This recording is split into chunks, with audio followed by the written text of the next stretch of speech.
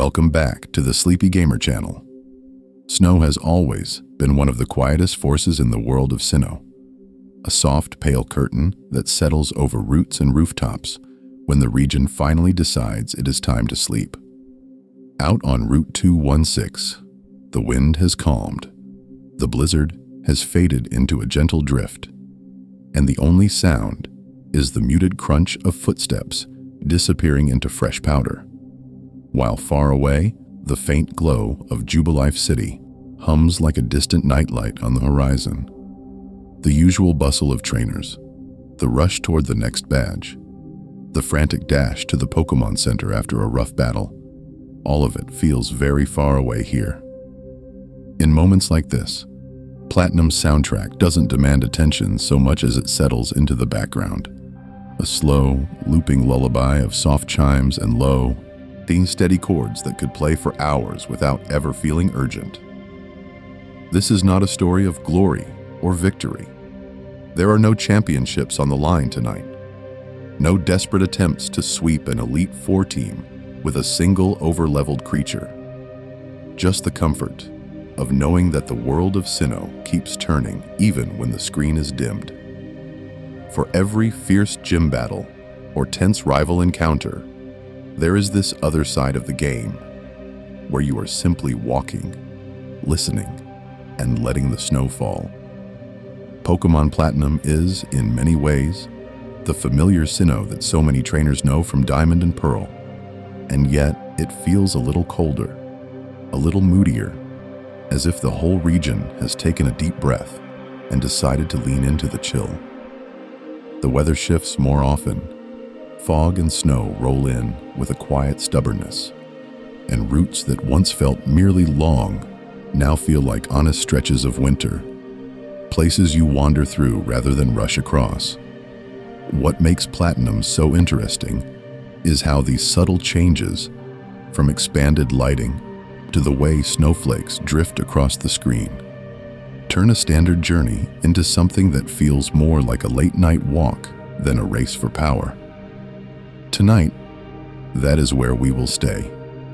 For the next 120 minutes, we will move slowly through Pokémon Platinum, one gentle fact at a time, tracing the edges of the Sinnoh Pokédex as it expands from 151 to 210, drifting past redesigned gym leader teams and the colder, sharper routes that lead to them, and occasionally glancing into stranger places, like the gravity-defying distortion world that waits beyond the snow. These details are small, sometimes almost helpless on their own, but placed together, these tiny choices are what give Platinum its particular, slightly frosty charm. Most Pokémon stories are loud. There are speedruns that slice through Sinnoh in a blur, competitive battles where every move is calculated, and every weak link is quietly judged, and tier lists that argue over which creature deserves a place in the spotlight and which ones are frustrating disappointments. For every perfectly optimized Garchomp or terrifying Gyarados, there is a small, under-leveled team member who never quite evolves in time, who struggles through the snow and faints to a random crit from a wild Snover. Those stories have their place, but this one moves at walking speed. Here, the goal is simple. Settle in, close your eyes if you like, and let Sinnoh become a place you visit in your mind rather than on a screen.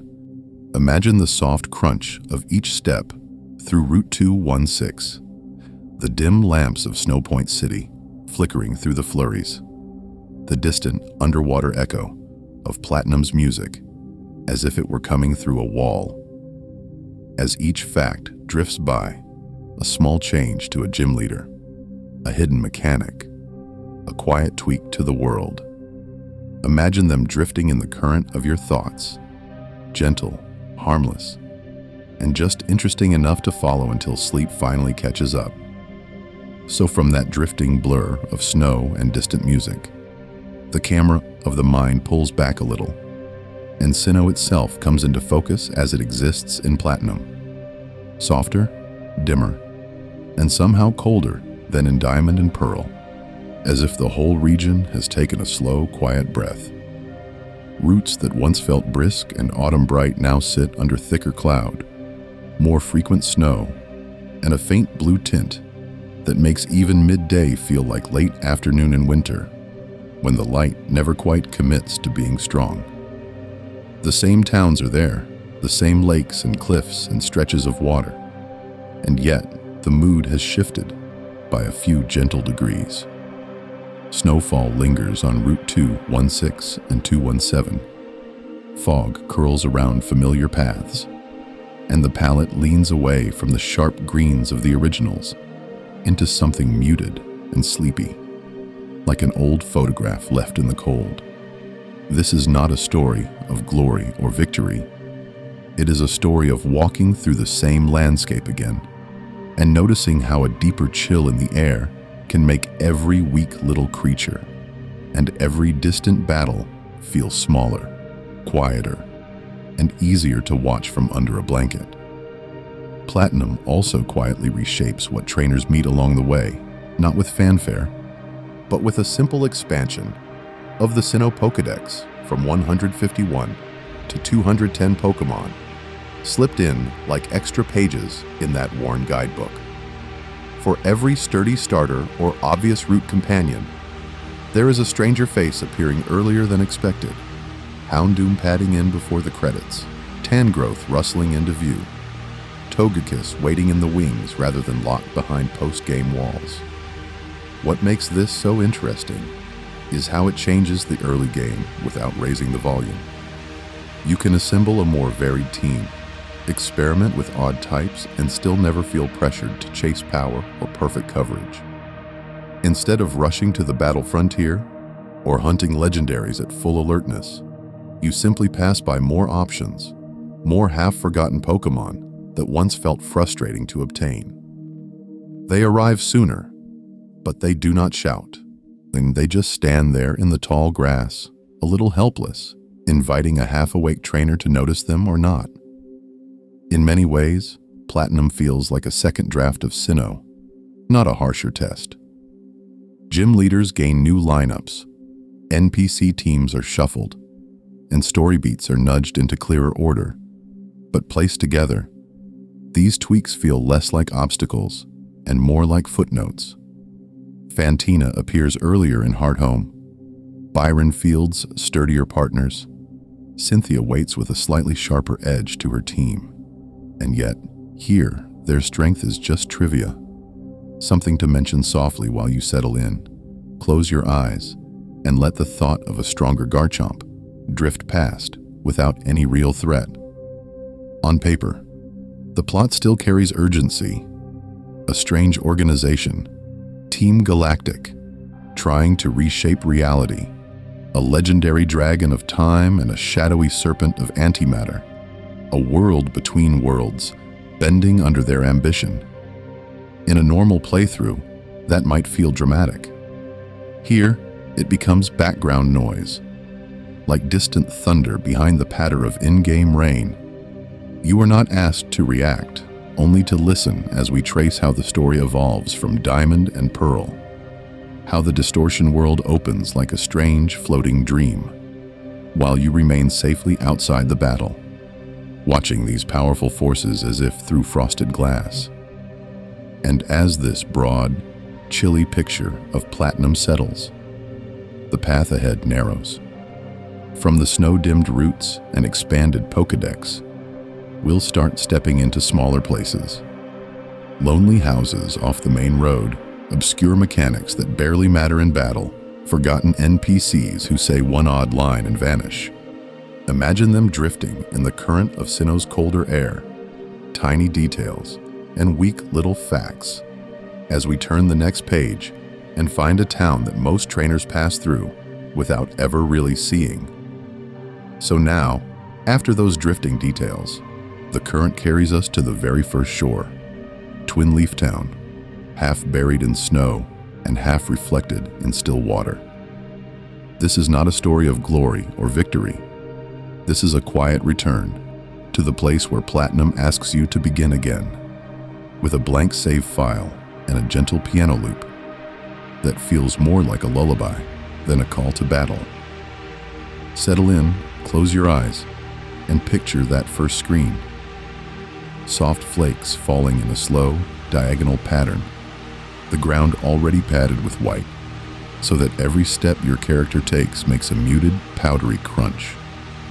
The little wooden houses wear snow like sleepy hats, warm light in their windows flickering on the lake's surface, so that your own home appears twice at once in pixels and once in shimmering reflection, as if the game is quietly reminding you that Sinnoh is a region of mirrors and doubles and alternate versions.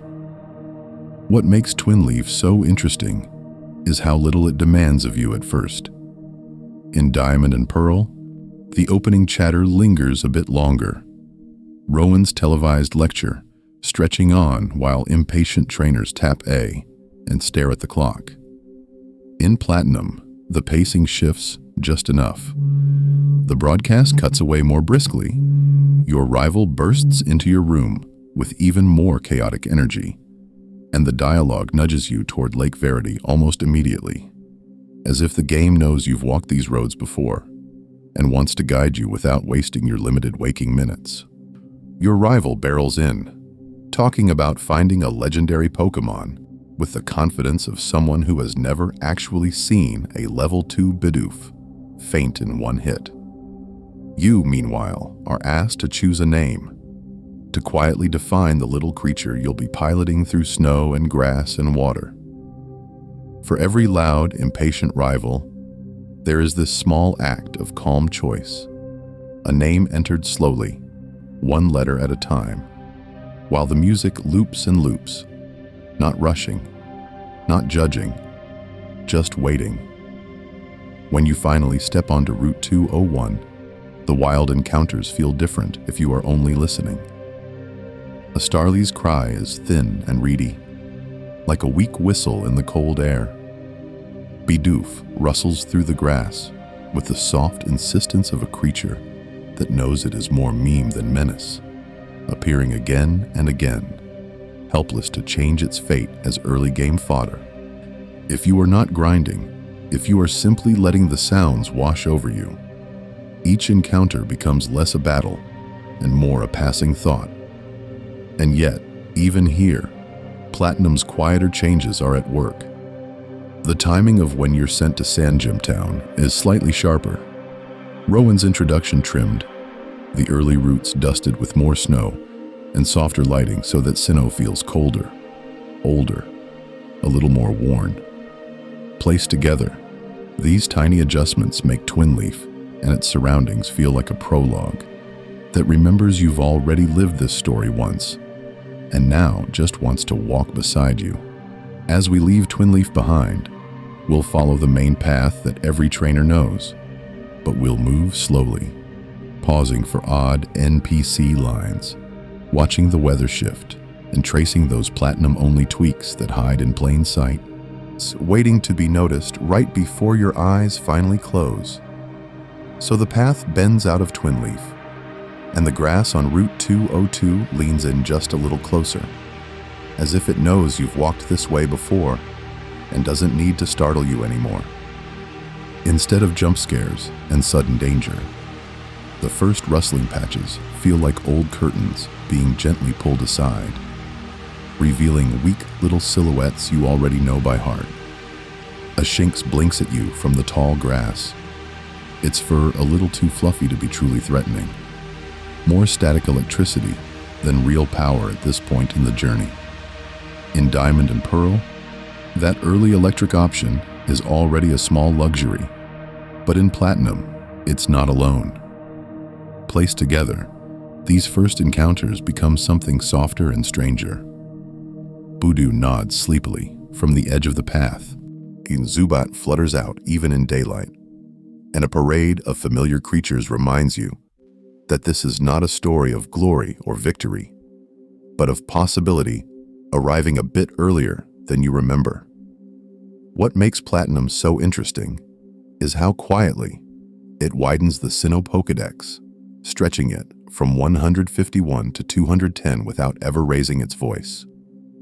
For every route that once felt a little empty, there is now a new face, a new type, a new role someone can fill long before it would have appeared in Diamond and Pearl. You can catch a grass type that actually evolves into something serious before the third gym, or a flying type that isn't just here to carry you over water later. And the game never brags about it. It simply lets the options drift into view.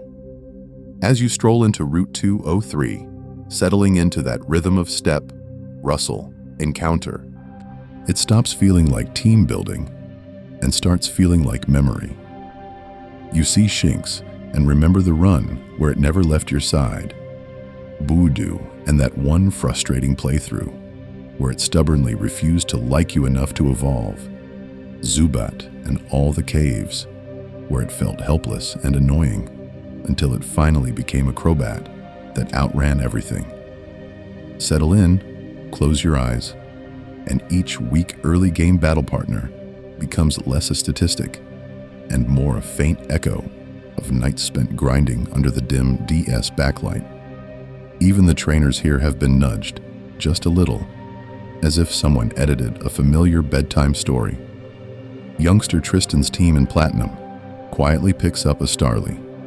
Last Natalie might lean a bit harder on Voodoo, and a few others trade in their single, lonely Pokémon for pairs that feel more deliberate. And yet, these are not difficulty spikes so much as tiny revisions. Small notes scribbled in the margins of a script you thought was finished. The kind of changes you only notice when you move slowly enough to read every line. Imagine them drifting in the current. The routes, the trainers, the early grass encounters, all rearranged just enough to keep you awake for one more minute before you drift off. As Platinum broadens your team choices, it also widens the kinds of facts we can wander through next. From the sleepy streets of Jubilife City to the rearranged gyms and, eventually, the stranger places where Sinnoh's rhythm bends, in ways you might never have seen if you only played Diamond and Pearl once and moved on. From those broader team choices, the camera almost seems to lower itself, settling into the glow of Jubilife City at night, where Platinum slows down and lets the region breathe. The pavement looks freshly rained on, catching every neon window and street lamp, so the whole place feels like a soft reflection of itself, a city of light doubled in the puddles under your feet. The music hums along in gentle electronic waves, not loud, not triumphant, just a steady, synthetic lull that reminds you this is Sinnoh's hub of information and technology, tucked inside an otherwise sleepy, snow-dusted region. What makes Jubilife so interesting is how little of that is shouted at the player. The TV station stands there like any other tall building, a simple rectangle of windows and antennas. Yet inside, Platinum quietly keeps track of lotteries, contests, interview segments, and strange in-game shows that many trainers only half watch before moving on. A weak little number generator in the back room decides if your ID matches today's prize. And yet, it feels like there's a whole unseen staff working through the night, filing reports on your recent battles, asking about your favorite Pokémon, turning background systems into ongoing world building that never quite sleeps. Settle in, close your eyes, and imagine the Pokétch light on your wrist. That tiny green screen, cutting through Jubilife's midnight blue. For every legendary artifact or ancient tablet, there is this humble gadget, a digital watch that evolves not through levels, but through errands and small favors. In Platinum, a few Pokétch apps shift in availability. A clown moves here, a developer stands there, and suddenly the step counter, the digital clock, the friendship checker become part of a quiet routine. You check your steps after pacing the grass. You watch the clock drift toward midnight. You tap the little hearts to see if that weak creature you've been dragging through battles finally trusts you. Individually, each app is almost helpless, a single-purpose toy that would lose a battle with any proper menu. Placed together, These tiny screens form a comforting rhythm, a reminder that not every mechanic has to shout for attention to matter. And yet, Platinum nudges them just enough to reward players who notice patterns between versions, like a whispered joke shared with anyone who remembers how Diamond and Pearl arranged their NPCs. Even the trainers in Jubilife shift a little, as if the whole city has quietly updated itself. A youngster on the trainer's school side might field a slightly altered team. A Starly replaced, a move set adjusted, turning what used to be a forgettable early battle into a faint echo of Platinum's higher overall difficulty. Dialogue lines soften or sharpen by a word or two, hinting that these people are living through a slightly different timeline, one where Team Galactic's presence is just a bit more pronounced, a bit less ignorable. Then, a small pattern interrupt. You step out of the glowing streets, and the music changes. The road toward Orberg waits, darker and rougher, where Platinum begins to rearrange gym order, pacing, and early challenges, trading Jubilife's quiet screens for the clink of pickaxes and the first real tests of power. Orberg does not glitter the way Jubilife does. It hums. The closer trainers walk toward the city, the more the music sinks into a steady mechanical rhythm, like a lullaby made from gears and gravel. Mine dust hangs in the air, soft and weightless, turning the streetlights into quiet halos, while somewhere below the surface, rock-type Pokémon shift and scrape, keeping time with the slow clank of machinery. This is a town that wears its work on its sleeves. Conveyor belts move lazily in the background, carts sit half-loaded, and the people speak about coal and stone the way others speak about water or fresh air. Orberg's pride is not loud. It is steady, almost sleepy. The kind of pride that comes from knowing that even the weakest creature here has chipped away at something bigger than itself. Settle in, close your eyes, and you can almost hear the tiny echoes of Geodude hands tapping at the walls. Rourke's gym, at first glance, feels almost unchanged from Diamond and Pearl. A familiar little maze of trainers and boulders. A simple rock-type test that asks, very politely, if your team can handle being hit in the face with stones. And yet, what makes Platinum so interesting is how it nudges things, just a little. Early wild encounters are spread out more gently. Levels are tuned so that your starter and first partners grow in a smoother line, and the path toward that first badge feels less like a sudden wall and more like a guided ramp. For every abrupt difficulty, spike in the original pair, there is a softer curve in Platinum, a sense that someone went back and sanded the edges. Rourke still brings his Cranidos, still capable of surprising power for something that looks like it should be headbutting tree trunks instead of your team.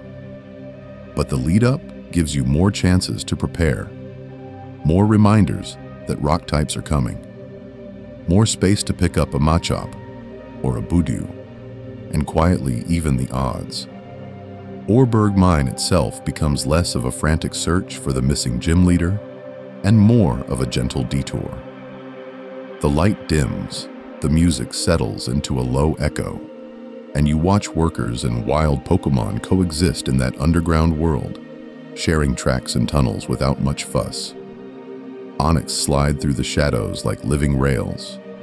Geodudes sit half-buried and almost helpless-looking until they decide to move, and the foremen barely react, as if these rocky neighbors are just another piece of equipment. This is not a story of glory or victory. It's a story of pacing. Platinum starts a quiet pattern here, reworking gyms not to shock returning players, but to make the journey feel more cohesive, more like a single long breath than a series of frustrating jolts. Orberg is familiar, almost comforting, a rock-type test you can pass if you pay a little attention. Placed together, these early adjustments feel small, but they're leading somewhere. Because later, on another dim road, and under another altered sky, a certain ghost-type specialist steps out much earlier than you remember, and the gentle curve you've been following suddenly bends in a way that might keep you awake just a little longer. So settle in, close your eyes, and let that bend in the path carry you north, up through the quiet roots until the trees grow taller and the sky turns a flatter kind of gray. Eterna City doesn't announce itself with bright lights or fountains. It just appears out of the mist, a ring of evergreens and old stone, where the huge statue in the center stretches upward, and the shadows it casts seem just a little longer in Platinum's colder, steel-tinted palette. For every sunny flower town in Pokémon, there is a place like this, where the greenery feels older, heavier, almost watchful. The tall trees around Eterna lean in, their dark trunks framing the streets, and behind them, half a step out of focus, that Team Galactic building rises like a block of dull glass and metal, its strange emblem and sealed doors hinting at a threat that, for now, just stands there and hums softly in the background. What makes Eterna so interesting is that nothing here is overtly loud or frightening. The menace is quiet, like a weak radio signal just barely reaching your room at night. Inside Gardenia's gym, the tone shifts again, away from steel and stone into something softer. The interior is a clockwork garden, a floral maze where giant clock hands slowly rotate, opening and closing paths with a gentle inevitability, as if time itself is guiding you to the next battle. This is not a story of glory or victory. Instead, it's a calm puzzle box, where even the grass-type trainers feel more like caretakers than opponents, standing among hedges and flowers that almost swallow their weak voices. In Platinum, Gardenia's team is adjusted just enough to keep returning trainers from sleepwalking through the fight. Her Cherubi quietly disappears, replaced by a Turtwig that brings a sturdier shell and that familiar starter weight. And her Pokémon lean a little more into offensive moves, nudging the battle away from a helpless stroll and towards something you actually have to think about. And yet, even here, the difficulty never fully pierces the cozy mood. The gym is more about wandering in circles, watching the clock turn, than about raw power. Outside those walls, Team Galactic has grown busier.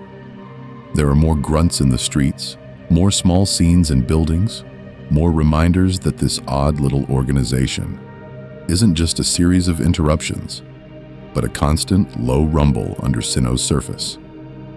Placed together, these extra encounters make Galactic feel less like a one-off nuisance and more like a presence that evolves alongside your journey, always just out of reach, like water running under floorboards. Eterna's music stays slow and almost sleepy, a gentle pattern of notes that drifts through the gray air, even as the story tension quietly thickens around statues, fossils, and stolen Pokémon. Here, in this video, that tension is sanded down into distant, harmless drama, something you can observe without worry, the way you might watch a storm on the horizon that never quite reaches your window. And somewhere beyond Eterna, the road bends again. Soon, in Hearthome's brighter streets, a certain ghost-type specialist will be waiting much earlier than you remember, and the familiar structure of Sinnoh will start to feel just different enough that you might want to stay awake for one more city. So the path unwinds, and the lanterns of Hearthome begin to appear in the distance, like a soft constellation laid out at street level, inviting you to settle in, close your eyes, and drift through a slightly brighter corner of Sinnoh.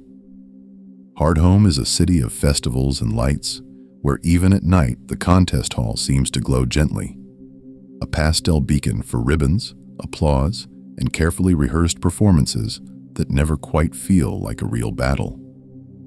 Just across the way, tucked a little further back from the main square, the gym waits like a quiet theater, its sign modest, its doors closed just long enough to make trainers wonder what might be on the other side. In Diamond and Pearl, that question lingers for quite a while. Fantina is a distant appointment, a late-game exam in flowing purple and ghost-type trickery. But in Platinum, when you first enter Hearthome, Fantina is already there, on stage far earlier than expected, ready to be your third gym leader instead of a much later hurdle.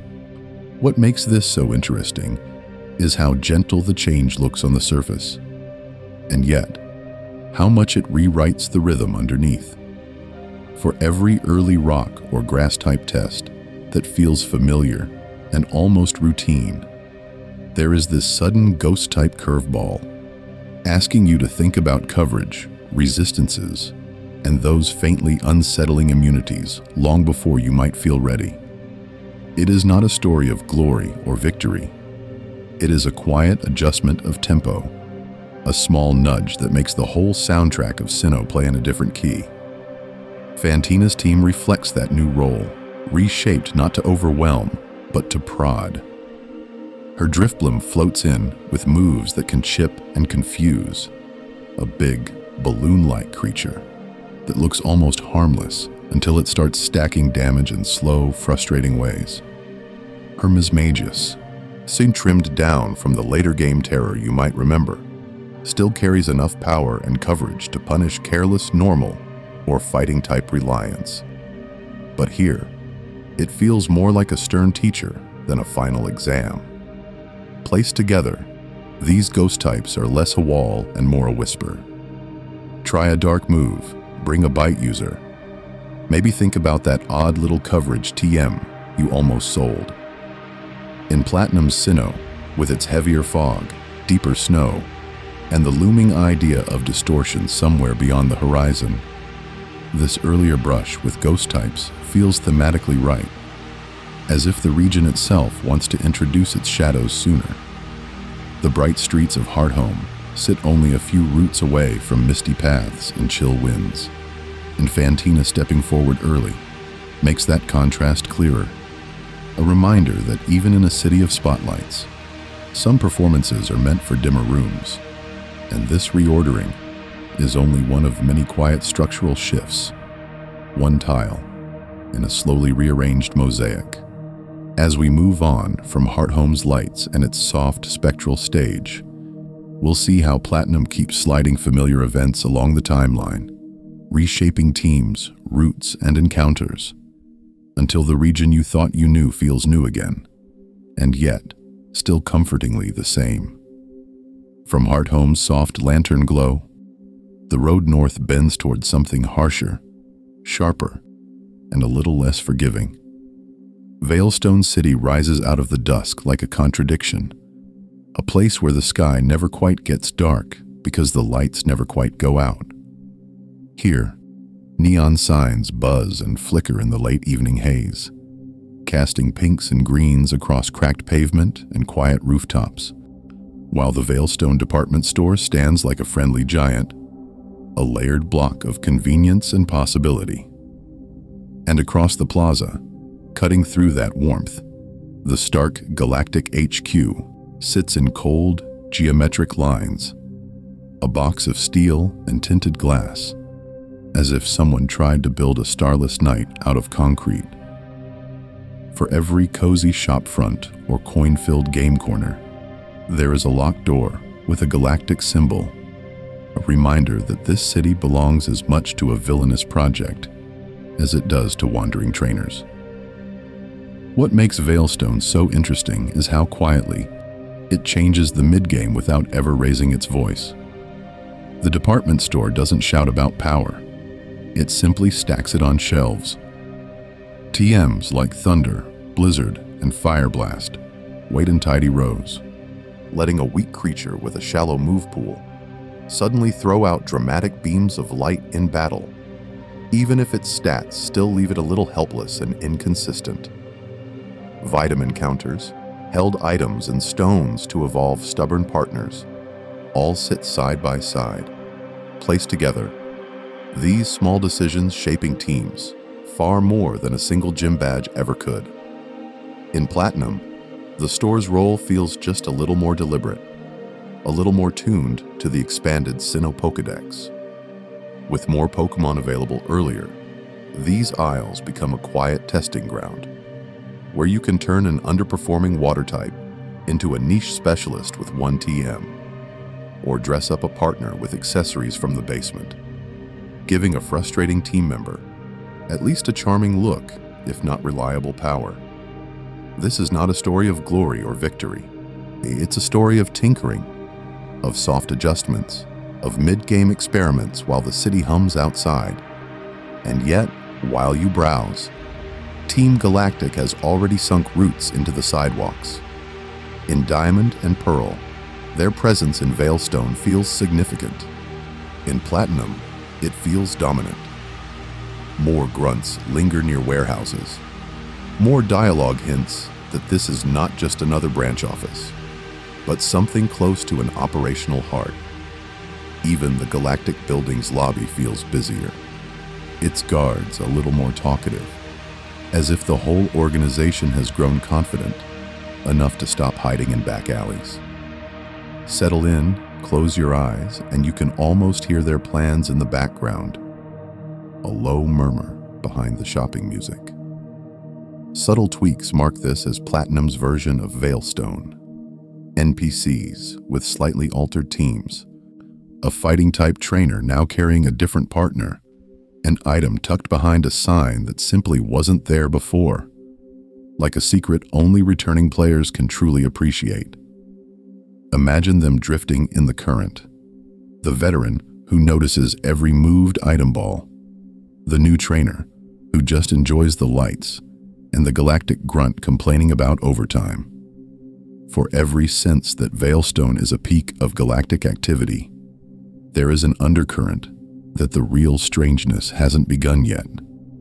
That these straight lines and right angles will one day give way to a place where gravity itself forgets the rules. The city's neon may feel bright now, but as we leave its towers behind, we'll step closer to the point where Sinnoh's sky opens, space folds, and the world stops being content to simply sit on solid ground.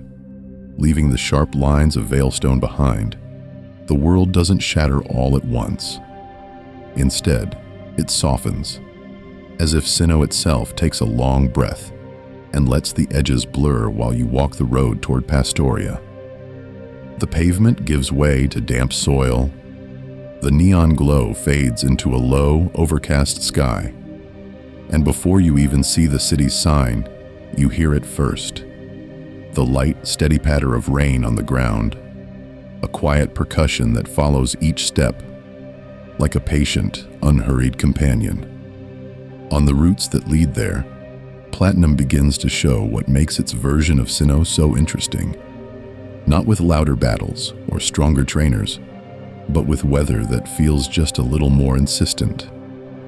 A thin mist rolls in, turning trees into silhouettes, and the screen's colors shift toward cooler blues and grays, as if the whole region has decided it would rather be late autumn than bright summer. For every clear afternoon in Diamond and Pearl, there is a Platinum evening where fog hangs low over the marsh, where water pools along the path, and where distant cries of wild Pokémon sound slightly muffled, like they're calling through a wet blanket of air. Further north, snowflakes drift down more often, small and slow at first, then thick enough to turn routes into quiet corridors of white, and the game's lighting leans into that chill. This is not a story of glory or victory. It is a story of walking, of watching your footsteps fade behind you as the snow covers them, of noticing how each route feels like a different kind of evening walk. Some are dim and blue, some are brown and rain-soaked, some are swallowed by fog, and yet, placed together, these small shifts gently reinforce the idea that Sinnoh is a colder, more wintry region than you might remember. Pastoria's Great Marsh is where this quiet obsession with atmosphere becomes impossible to ignore. You step onto the squishy ground and hear the slow squelch of mud underfoot, a sound that would be frustrating if you were rushing to a battle. But here it just makes every movement feel heavy, like the whole area wants you to slow down. The rickety observation cars creak along their tracks at a stubbornly lazy pace, carrying you over still pools of water where weak, half-forgotten creatures bob in and out of view. More decoration than threat. Imagine them drifting in the current while distant Pokémon croak and call from somewhere you can't quite see, and time seems to stretch, thin and elastic, around each ride. None of this really changes how strong your team becomes, or how a move behaves in a tight battle. The rain here isn't a grand mechanic, it's a mood. And yet, when trainers look back on Platinum, they often remember Sinnoh as less bright and summery, more muted, more introspective, like a region that evolves from afternoon to twilight over the course of the journey. Settle in, close your eyes, and follow that feeling forward, because this careful attention to ambience will reach its quiet peak. Not in a town at all, but in a place where space bends, direction wobbles, and even the sky forgets which way is up. Space might bend later, but first, Sinnoh does something quieter. It narrows. The road north toward Snow Point City feels less like progress on a map, and more like walking down a hallway that keeps getting longer. The world behind you softening, the world ahead of you disappearing into white. Settle in, close your eyes, and picture that shift. As you leave the last familiar patches of grass and step into the first lazy swirl of snow. At first, it's gentle, almost playful. The kind of light snowfall that would make early trainers think this is just another scenic route, another place to test a team and move on. But with each step along Route 216 and Route 217, the flakes thicken, the sky dulls, and the music thins out into those faint, echoing notes that Platinum leans on so well, as if even the soundtrack is getting tired of pushing through the drifts. For every bright, bustling corner of Jubilife or Hearthome, there is this long, slow trudge north, where footprints fade almost as soon as they're made. What makes this stretch so interesting is how quietly Platinum adjusts the difficulty without ever breaking the mood. Wild encounters here lean into ice types and tough, weather-worn creatures, and the trainers scattered through the blizzard carry teams that feel just a little more prepared, a little more punishing than in Diamond and Pearl. Hail chips away at your HP, accuracy slips, and yet each battle barely registers as a disruption. It's just another snowflake falling onto your jacket, melting away the second you look at it. By the time the wooden bridges creak under your boots and the snow-laden pines crowd close, Snow Point City finally appears, not with fanfare, but like a village that has simply decided to endure. The palette here is cooler, more subdued, the houses half buried, and the gym like a block of packed ice set down at the end of the world. This is not a story of glory or victory. It's a small community, huddled against the cold. A handful of NPCs repeating quiet lines while the wind does most of the talking. Snow Point Temple, standing at the back of town, feels almost out of place in a game about collecting badges and chasing power. Sealed doors, silent statues, and a legendary presence you can't quite reach, yet give it the air of a museum after closing time, where even your footsteps feel a little too loud. Candace's gym, with its sliding ice puzzles and deceptively sharp battles, adds a thin edge of challenge. But placed together, these details only deepen the sense that this is a sacred pause in the journey, a breath held before something breaks. Reaching Snow Point can feel like arriving at the edge of the map, the last calm harbor before the storm of Team Galactic's plans, Spear Pillar, and the legends that wait above and below Sinnoh. The Pokédex may have expanded. The late-game trainers may hit harder, but up here, the region seems less interested in testing your strength and more interested in seeing whether you're willing to walk into the quiet. And somewhere beyond this snow, beyond even the rules that keep Snow Point Temple locked and the sea frozen, there is a place built only for Platinum, where gravity forgets itself and Giratina is waiting. Imagine them drifting in the current of the sky itself, because the next step out of this stillness is a fall into a world that was never meant to stay still at all. From that stillness, the path bends upward and suddenly mount. Coronet is no longer just a line on the map, but a long, quiet staircase into the sky, where every step feels like it's pulling you away from towns and trainers and the usual rhythm of battle.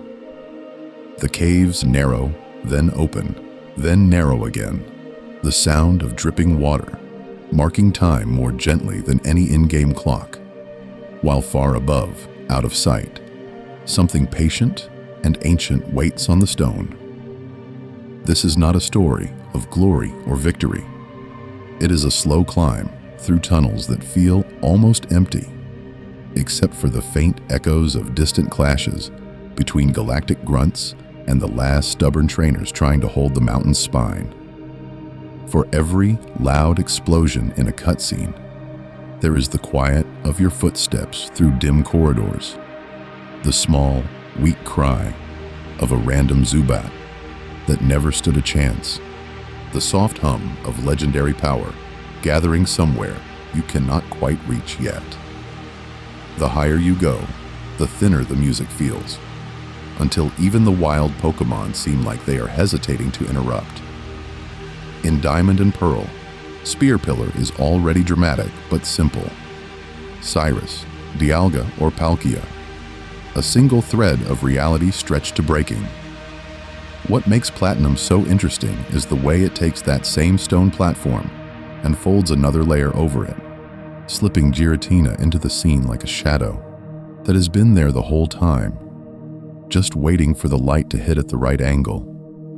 Dialga and Palkia are no longer the only creatures at the center of the storm.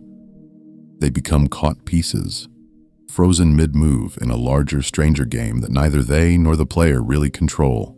And yet, watching Cyrus's plan unravel in Platinum feels less like a stressful showdown and more like distant theater, a play you've seen hinted at for hours, now finally staged in front of you.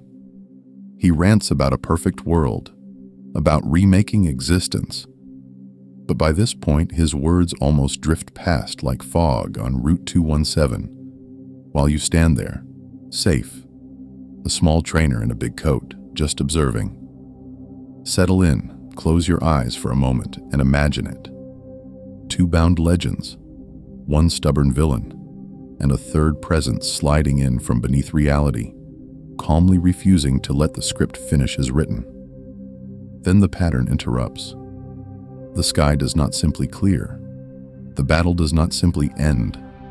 Instead, a tear opens, and Spear Pillar stops being an ending and becomes a doorway. Platinum's distortion world, existing only here and never in Diamond or Pearl, feels like a secret chapter that Sinnoh almost tried to hide. A place where gravity forgets which way is down, and the usual rules of exploration loosen their grip.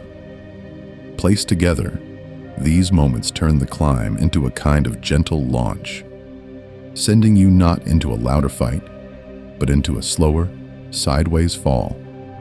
So now, with the portal open and the mountain fading behind us, the last thing to do is step through.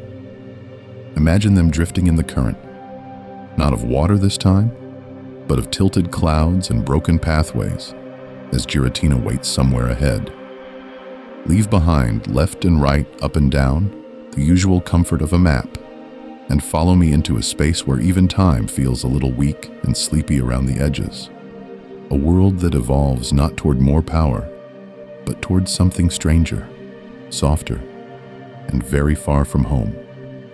Settle in, close your eyes, and let that last thought of tilted clouds stretch out into something even softer, because the distortion world is Platinum, taking a deep breath and deciding that just for a while, the rules of Sinnoh don't really matter. This is not a story of glory or victory. There are no trainers lined up for a battle here. No tall grass, no surfable water routes, just a quiet place where gravity feels as weak and uncertain as a level 1 Magikarp. What makes the distortion world so interesting is how gentle it looks, even while everything is wrong. Platforms hang in midair, like someone forgot to finish the map. Inverted waterfalls slide upward into nowhere, and lonely trees grow sideways, clinging to invisible soil, their roots stretching into the sky. You walk, and your footsteps echo, but there's no clear floor beneath you. Just a soft, endless dark, like the game itself has fallen half asleep and is sleepwalking through its own code. For every straight, reliable route in Sinnoh, there is this broken corridor of floating tiles and shifting angles, asking you to accept that up and down are only suggestions. Platinum quietly swaps its usual 2D comfort for fully 3D movement puzzles, letting you run along walls, drop from ledges that curve into ceilings, and ride platforms that twist the camera until you're not entirely sure which way you came from. It's not hard in the usual frustrating way. It's more like one of those drifting dreams where you know you're moving forward, but the landmarks refuse to line up.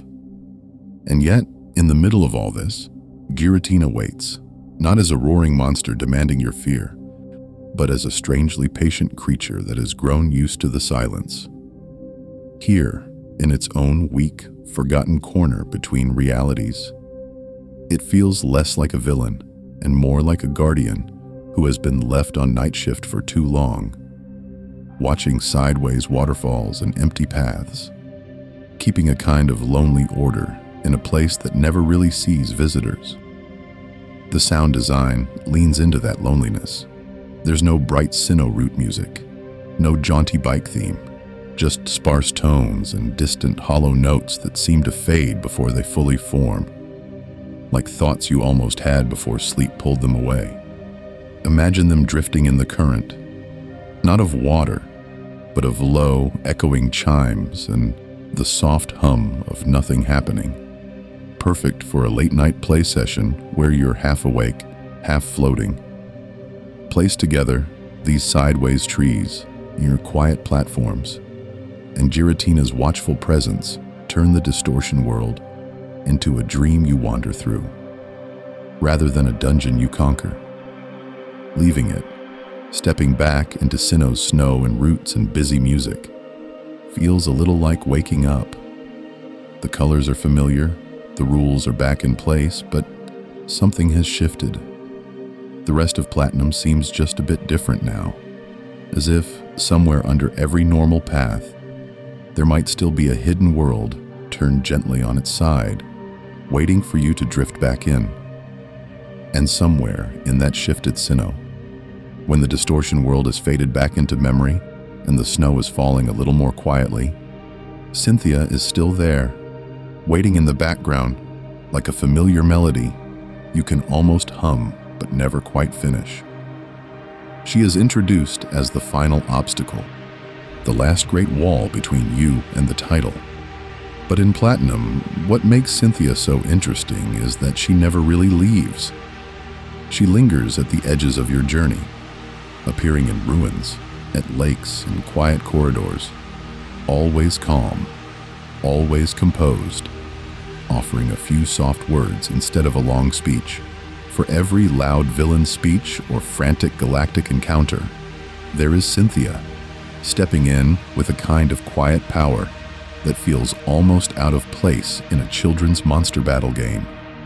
She does not rush, she does not brag, she simply arrives, checks that you are still standing, and then gently nudges you onward. as if she knows this is not a story of glory or victory so much as a slow walk through Sinnoh's snow and stone. Even her Garchomp, that famously terrifying creature, feels less like a weapon and more like a constant reminder that strength can be steady and reassuring rather than showy. Platinum was the first time mainline trainers were allowed to come back to a champion like this and ask, quietly, for another battle. After the main story ends, after the credits drift away like fog on a water route, you can return to the Pokémon League and find that Cynthia has been training too, her team rebuilt and sharpened. Levels climb, movesets change, coverage improves. Suddenly, the same roster that once felt overwhelming has evolved into something even more precise and frustrating, turning her from a one-time wall into a long-term benchmark you can test yourself against whenever you feel awake enough. Her updated teams are part of Platinum's gentle push toward a higher difficulty ceiling. We're tucked into rematches and optional challenges so they never feel hostile. Spiritomb with broader coverage, Lucario with stronger tools, Garchomp tuned to punish careless moves. These are not the helpless creatures of early routes, splashing uselessly, or repeating the same weak attack. And yet, placed together, these adjustments create a sense that Sinnoh itself has grown a little tougher in your absence, as if the region has been quietly training alongside you. Cynthia's theme music ties all of this into a single mood. Those opening notes carry memories of the Elite Four chambers, of the Distortion World's tilted paths, of lonely walks through Route 216 while snow dulls every sound. Settle in, close your eyes, and you can almost hear it blending with the howling wind and the low hum of the Pokémon Center, a soundtrack for late-night attempts and sleepy rematches that maybe go on just one battle too long. And beyond her, the world still stretches outward. Post-game routes dusted with snow, the battle frontier waiting with its own quiet tests, small islands at the edge of the map where trainers rarely go. Imagine them drifting in the current of your memory, half visited and half forgotten, as Platinum slowly reveals that after the champion, there is always another path, another distant challenge, and another soft place to rest before you take it. So the credits fade, the soft piano settles, and for a moment it feels like Sinnoh is finished, like the world has folded itself neatly away now that the champion has been crowned. And yet, when the screen brightens and you find yourself back in Twin Leaf Town, there's this quiet, keen, stubborn feeling that the map hasn't gone to sleep at all, that somewhere beyond the fog and the snow, new doors have clicked open while you weren't looking. Routes that once turned you back now let you slip through, as if the region has decided that you've earned the right to wander without being hurried. New NPCs stand where there was only empty space before, a lone trainer on a pier, a strange creature, trade offer in a house you never bothered to enter. Gentle reminders that this is not a story of glory or victory anymore, but of lingering. The game stops pushing you toward a final battle and instead just waits, inviting you to settle in, close your eyes, and choose a direction at your own pace. What makes Platinum's post-game so interesting is how many pillars quietly appear beneath you once the main story steps aside. There is the battle frontier, of course, sitting off by the fight area like a self-contained puzzle box, full of rules designed to make even strong teams feel a little weak and helpless again. There are new legendary encounters scattered across the region.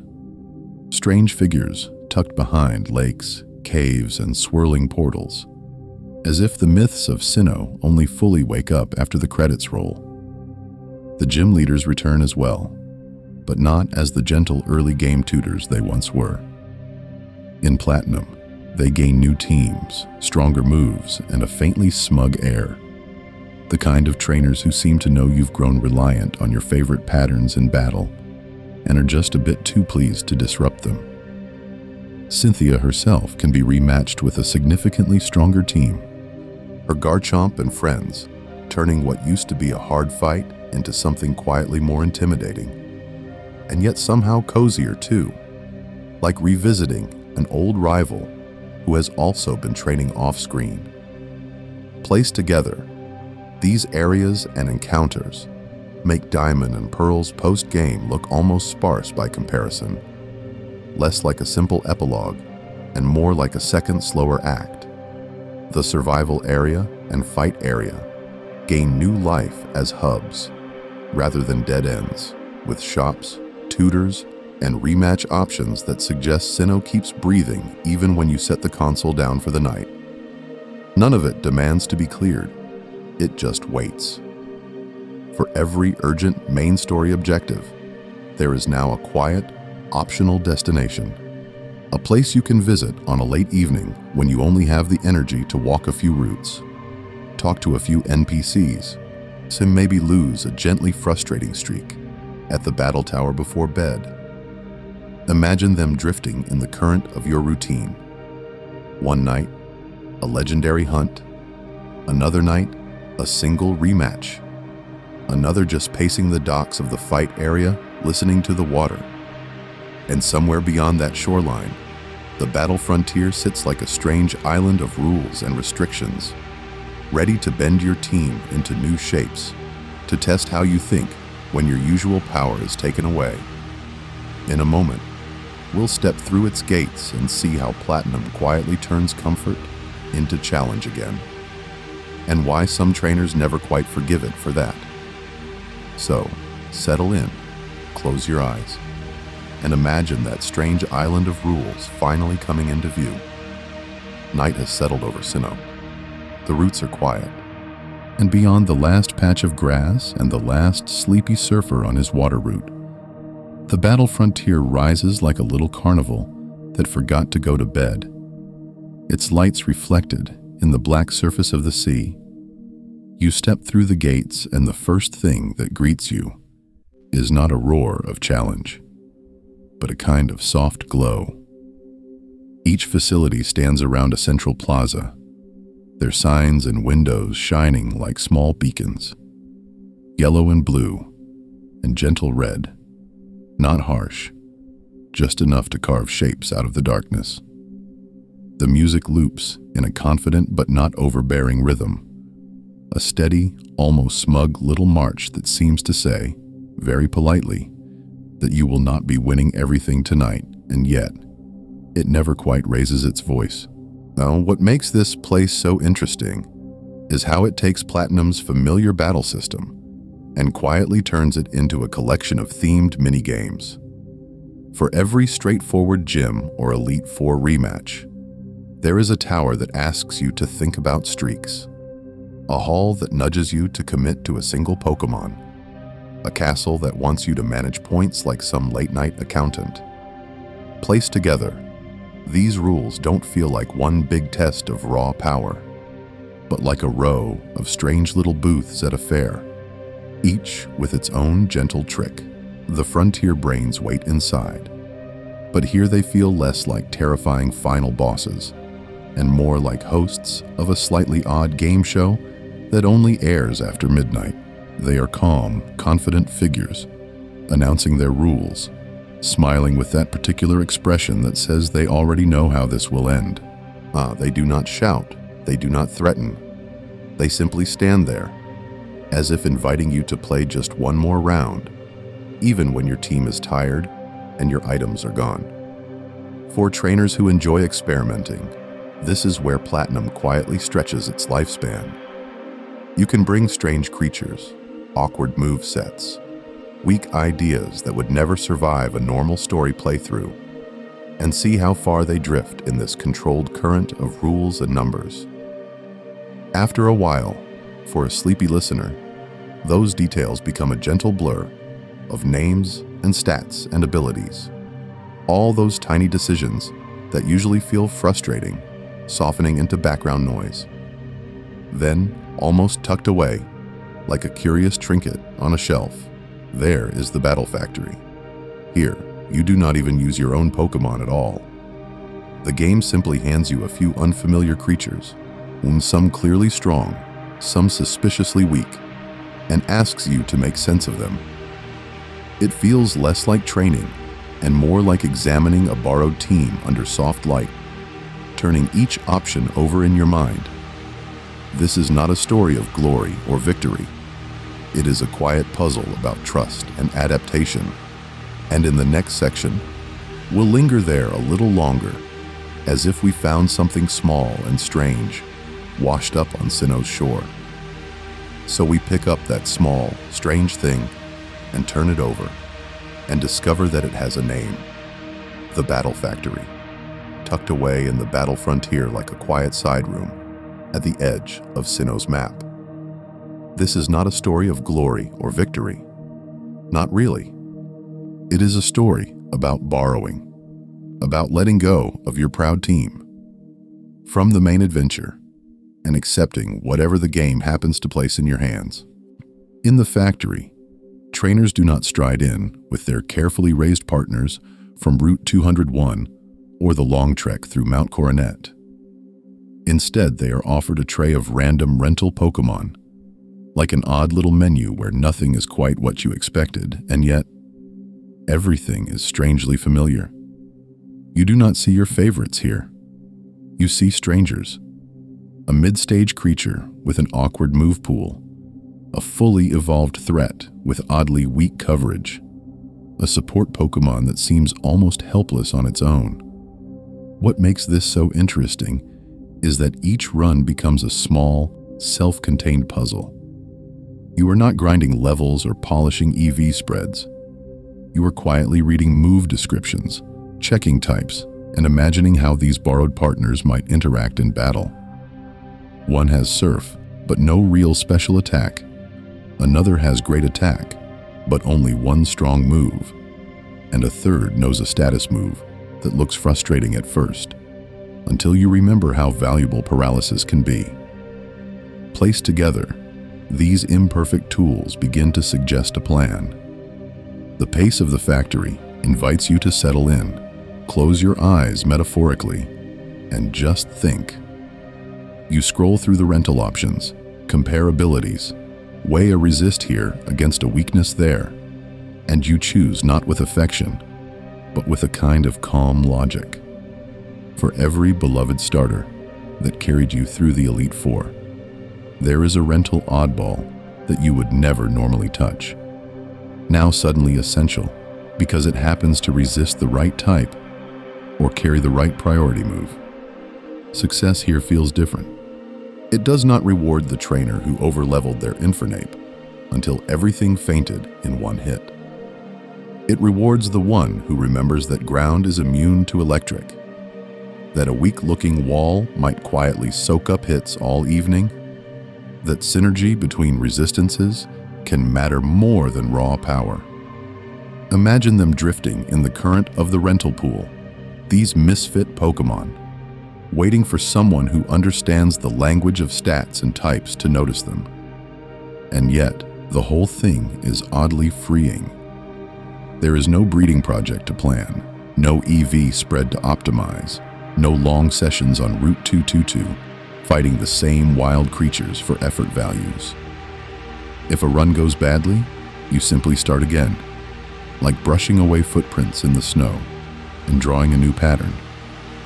The decisions are low stakes, reversible, almost meditative. In that way, the Battle Factory quietly embodies Platinum's post-game philosophy. Familiar mechanics rearranged into new shapes, inviting you to experiment without pressure, to play with borrowed power rather than hoarded strength.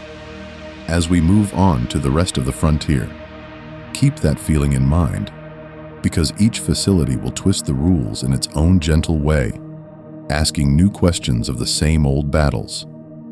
From there, the rest of the frontier feels like variations on a theme, familiar shapes seen through slightly fogged glass, each one taking the usual four-move dance of a Pokémon battle and tilting it just a little, The battle tower is the most straightforward of these. The calm, repeating heartbeat at the center of the facility, where trainers simply climb floor after floor, fighting increasingly strong opponents in long streaks that blur together until wins and losses feel almost the same. This is not a story of glory or victory. It's a story of rhythm, of sending out the same trusted creature again and again, watching for patterns, and accepting that one critical hit or one missed move can quietly end a run that felt like it might go on forever. What makes the tower so interesting is how plain it seems on the surface, yet how gently it pushes you to refine your team. With every attempt to think about speed tiers, about bulk, about coverage, until you can almost predict what will appear just by the way the previous trainer spoke. For every overpowered legendary waiting in the post-game, there is a modest, carefully bred Garchomp or Starmie here, tuned not for spectacle, but for surviving the long, almost meditative grind.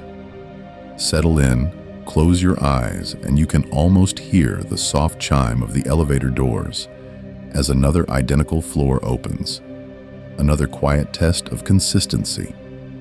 The battle hall takes that idea and strips it down even further, asking one Pokémon to stand alone against the entire type chart, one opponent at a time. Instead of long teams and complex switching, you pick a type, step forward, and see how far a single favorite can go before its weaknesses catch up. A frail sweeper feels powerful here at first, cutting through helpless early opponents, but eventually, even the fastest creature will meet a tank it can't quite break, or a priority move it can't dodge. The repetition becomes soothing. Pick a type, take a breath, launch another battle. You're like skimming stones across still water and counting how many times they bounce before they sink. Then there is the battle castle, which turns the usual idea of items and healing into a kind of resource management puzzle, where you earn points instead of prize ribbons and quietly decide whether to spend them on restoring HP, buying held items, or saving for later. And yet, the battles themselves remain familiar. It's the context that changes, forcing you to think about endurance rather than raw power, about whether your weak link is really that underleveled support Pokémon, or your own impatience. Placed together, these systems make even simple choices feel deliberate, as if every potion withheld is a tiny act of faith in your team. The Battle Arcade, by contrast, leans into chance, rolling status effects, weather, and bonuses across a glowing board before each fight, like a sleepy carnival game where the prize is a slightly stranger battle than usual. Imagine them drifting in the current, your carefully prepared strategies, nudged by random paralysis, sudden rain, or a gift of free items, reminding you that luck has always been a quiet partner in every victory. Here, a weak opponent can become frustrating under the right conditions, while a supposedly terrifying threat can be softened into something unexpectedly manageable. Across all these facilities, the frontier slowly teaches trainers to look at their teams from different angles, to see that the same Gyarados that sweeps in the tower might struggle in the hall, that a bulky Blissey shines in the castle, but feels clumsy in the arcade. A failure stops feeling like defeat and becomes just another soft data point, another note in a long, low song of experiments and adjustments, where your favorite Pokémon evolves not only in level, but in the way you understand it. And when you finally step outside these arenas, blinking away the repetition, Platinum offers something gentler still. Quiet routes dusted with snow, surfable ponds, and lonely corners of Sinnoh's map, where battles fade into the background and the region itself becomes the thing you wander through, one slow step at a time. Out beyond those quiet, snow-dusted paths, Sinnoh does something gentle and strange with its endgame. as if it knows some trainers still crave battle, while others simply want to walk and breathe. Settle in, close your eyes, and imagine the map stretching north, then splitting into 3 little outposts, like thoughts that refuse to fade even after the main story is over. These are not grand cities or legendary caverns. They feel more like camps, like pauses. The fight area comes first, almost impatiently, pressing itself up against the battle frontier, like a small annex to something louder and more demanding. The Pokémon Center and Pokémart huddle together. The docks are busy, and there is this constant sense of movement, of trainers flowing in and out with strong teams and slightly tired eyes. For every weak Magikarp flopping around in an earlier route, there is a fully trained Garchomp or Starmie standing here, tuned for power, held items carefully chosen, movesets sharpened for one more frustrating attempt at a streak. And yet, the town itself is tiny, almost temporary, as if the buildings were pitched like tents at the edge of civilization, waiting to be packed away when the last challenger finally goes home. A little further on, the survival area feels rougher, like the land itself has been through too many battles and never quite recovered. Trees crowd the paths, cliffs loom, and the houses look less like vacation homes and more like places where stubborn trainers have decided to stay because they simply never stopped wandering. What makes this place so interesting is how seasoned everyone seems. Even the NPCs talk like they have seen too much weather, too many close calls, and they treat the harsh terrain as just another opponent to endure. This is not a story of glory or victory, but of persistence, of people and Pokémon who keep going even when the rewards are small and the road is long. Then, almost like a sigh at the end of a long sentence, the resort area appears.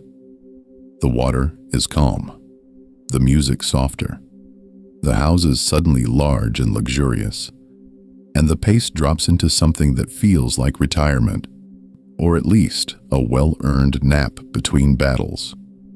Imagine them drifting in the current, the high-level teams resting in PC boxes, the ribbons glittering quietly on status screens, the player walking slower because there is, finally, no urgent goal.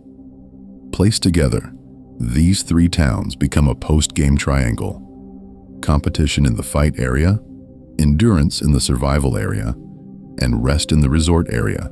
3 different answers to the question of what you do when the credits are finished but you are not. Tucked into this triangle are small, secretive rewards, almost shy about their own existence. A house where a move tutor quietly offers new tricks, a neighbor with a rare item, and, hidden behind an almost ridiculous ribbon requirement, the Ribbon Syndicate, rising like a private club for the truly obsessed. It is a place that does nothing for the story, and yet feels like a quiet medal for dedication. A reminder that even in a world built on battle, the game sometimes smiles on those who simply keep showing up. And if Sinnoh hides this much in 3 tiny towns at the edge of the sea, what else might be waiting just off the main path, in the next forgotten corner of the map? So, if Sinnoh can tuck secret gardens and lonely seaside houses into its edges, it makes a quiet kind of sense that it also hides a building that only opens if you've been paying attention to something most trainers ignore. Deep in the post-game resort area, beyond the water and the villas and the soft looping music, stands the Ribbon Syndicate, a place that looks like any other fancy house until you learn the rule at its door. This is not a story of glory or victory.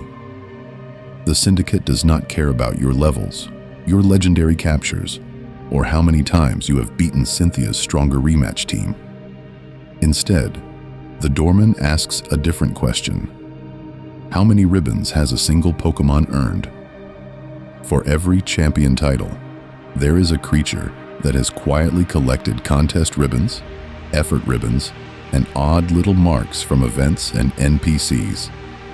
And what makes the Ribbon Syndicate so interesting is that it turns those fragile, cosmetic achievements into an actual key. Step inside, settle in, close your eyes for a moment, and picture it. Thick carpets that muffle your footsteps, and warm lighting that feels more like a lounge than a battle facility, and calm music that never rushes you. The NPCs speak in hushed, almost ceremonial tones, praising the history of your Pokémon, as if it were a famous artist rather than something that once fainted to a wild Bidoof because you forgot to heal. No one asks about base stats. No one checks your held items. They simply recognize that this one partner has been with you, quietly, for a very long time. In Platinum, ribbons are a different kind of progress meter, one that measures patience more than power. Some come from super contests in Hearthome, where even a weak water type can strut on stage and earn applause instead of damage. Others are tucked behind effort-checking NPCs, or given for surviving long enough, or for showing up on special days. Placed together, these little icons turn your Pokémon summary screen into something like a scrapbook. Each ribbon, a tiny shimmering caption on where you've been. And yet, chasing them never feels urgent. It's a gentle, ongoing project, the opposite of grinding levels or repeating the battle frontier until your eyes blur. You might bring the same slightly helpless Goldeen through every contest rank, visit the resort area every so often, and slowly watch that one creature evolve from forgettable party filler into a decorated veteran of things that had nothing to do with raw battle power. Imagine them drifting in the current of your save file, always there when you feel like adding one more memory. It's a pattern that suits Platinum as a whole. The game is full of small optional systems, super contests, the underground, with its quiet mining and secret bases, the old Wi-Fi plaza, and its gentle mini-games that many trainers only brush against once before hurrying back to the main story. But if you pause, if you follow these side currents instead of the rushing river of the plot, you start to see how many different ways Sinnoh lets you leave a mark, and how many more are still waiting in the next overlooked corner of the map. And from those hidden corners below the surface, Platinum quietly leads you somewhere louder in appearance, but softer in spirit. Hearthome City's Super Contest Hall, glowing like a lantern in the middle of Sinnoh's gentle dusk. Settle in, close your eyes, and imagine stepping inside, where the bright lights don't feel harsh, just warm, and the crowd's noise is a steady murmur rather than the sharp roar of a gym battle. On that polished stage, your Pokémon stands not as a weapon, but as a performer, a small creature blinking into the spotlight, while confetti drifts in the air like slow, falling snow. This is not a story of glory or victory in the usual sense. Here, even a weak partner that would faint in 2 hits can twirl, pose, or send a shower of hearts across the screen, using moves not to knock anything out, but to impress, delight, and earn quiet cheers that feel almost like a lullaby. What makes Platinum's contests so interesting is how they were gently refined from Diamond and Pearl, smoothed out like a riverstone. Accessories and the dress-up screen turn your team into a kind of traveling theater troupe, where a stern Garchomp can be saddled with a silly bow, or a proud Empoleon can be given a tiny parasol that looks wonderfully out of place. For every terrifying Dragon Rush, there is a poofy skirt. For every blast of raw power, there is a sparkling backdrop, or a ribbon that does absolutely nothing in battle, and yet somehow matters. The rhythm of a super contest round is different too. almost drowsy compared to the usual back and forth of attacks and items. You choose a move not for type coverage, but for how it will appeal. Then watch the animation linger just a little longer than usual, as hearts float up toward the judge's meters like bubbles in water. Turns pass in a slow, theatrical cadence, with applause swelling and fading. And even when a performance goes badly, the failure feels more gently frustrating than truly punishing. Placed together, these small systems turn competition into performance art, inviting trainers to bond with their teams in a way that has nothing to do with stats or optimal builds.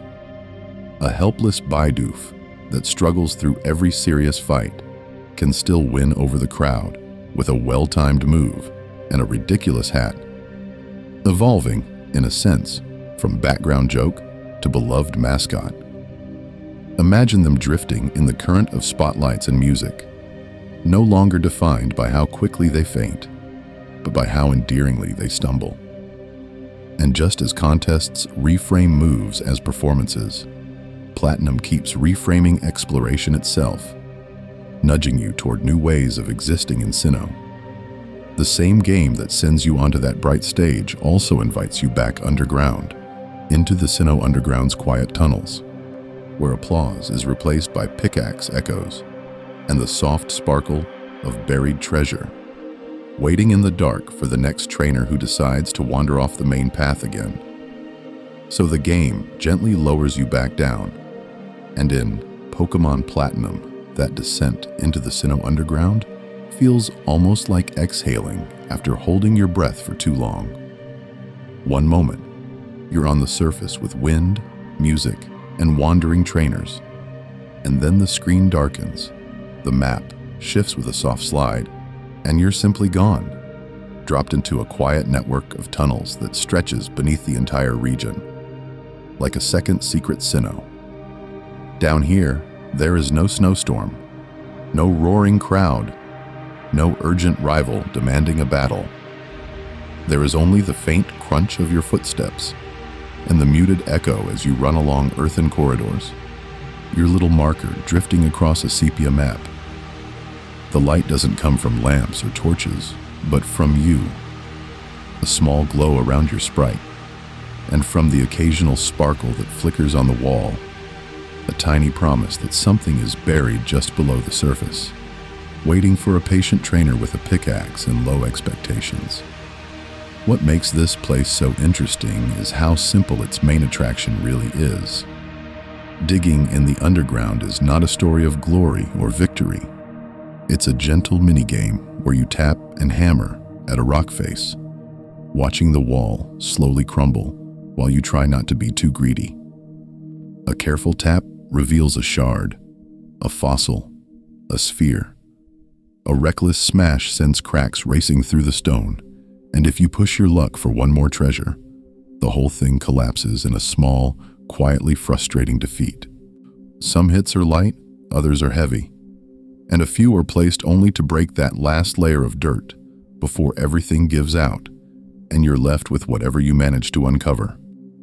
For every glittering fossil you pry free, there is a helpless little sphere that rolls into your inventory, destined to be traded away or simply forgotten. Imagine them drifting in the current of your bag, weak rewards that still somehow make the process feel soothing, because the real prize is the rhythm of tap, tap, hammer, pause. Platinum keeps the underground spirit, but it nudges the details, shifting item distribution and fossil availability just enough that repeat visitors notice new patterns, more frequent shards, slightly different odds. And yet, the feeling stays the same. Long, quiet sessions where you wander without pressure, sometimes with friends darting around on your map, sometimes completely alone, letting the tunnels become a kind of meditative loop, a place where time and story progression stop mattering for a while. The multiplayer side is almost shy about its own existence, offering secret bases, flag snatching, and shared digging, but never insisting that you join in. It's perfectly content if you settle in, Close your eyes for a moment between excavations and treat this whole underworld as a private retreat. Placed together, these soft mechanics turn the underground into a gentle counterpoint to Platinum's sharper battles above. And just as Sinnoh hides fossils and spheres beneath its soil, Platinum hides mechanical secrets beneath its familiar surface. Extra move tutors tucked into the battle frontier, altered learn sets that quietly buff overlooked Pokémon, and small power adjustments that you might never notice unless someone points them out. In a moment, we'll drift back up from the tunnels and look at those hidden tweaks. The invisible hands that reshape how your creatures fight, even if the game never announces them out loud. So now we drift from the dark tunnels back into the quiet world of move tutors, those unassuming NPCs who stand by their campfires or little houses and, without fanfare, change the way entire teams can function. In Diamond and Pearl, many powerful moves felt distant, locked behind awkward breeding chains or late-game TMs. But in Platinum, these tutors simply wait, asking only for a handful of colored shards that you've been picking up absent-mindedly along the way. Settle in, close your eyes, and imagine that soft rhythm of digging in the underground, unearthing red, blue, green, and yellow shards that don't seem to do much at first. What makes Platinum's tutors so interesting is how gently they reward that quiet habit. A Garchomp that once had to wait or jump through hoops can now learn outrage from a tutor, turning a strong creature into something truly fearsome in battle with just a few fragments of glass. For every helpless, underleveled Pokémon that never gets a good move, there is this land shark calmly being handed one of the strongest dragon-type attacks in the game, almost as an afterthought. And yet, the real charm isn't just in the obvious monsters getting stronger, but in the forgotten and the frustrating ones finding new tools. A bulky water like Melodic can pick up moves such as Aqua Tail or Icy Wind, smoothing out its coverage and making it feel less like a one-note wall and more like a graceful fighter that can actually respond when trainers push it. Ground types like Gliscor can grab elemental fangs, turning what used to be a predictable wall into a flexible pivot that nibbles away at Ice Weak or Water Weak foes with unexpected coverage. A quiet little joke at the expense of anything that thought it knew the matchup chart by heart. Placed together, these tiny buffs say a lot about Platinum's philosophy. This is not a story of glory or victory being rewritten from scratch, but of doors being nudged open, just enough to let certain Pokémon breathe. Many casual players will never map out tutor locations or shard counts. They might only notice that their old favorite suddenly feels smoother to use, that a once weak partner now has a move that finally fits.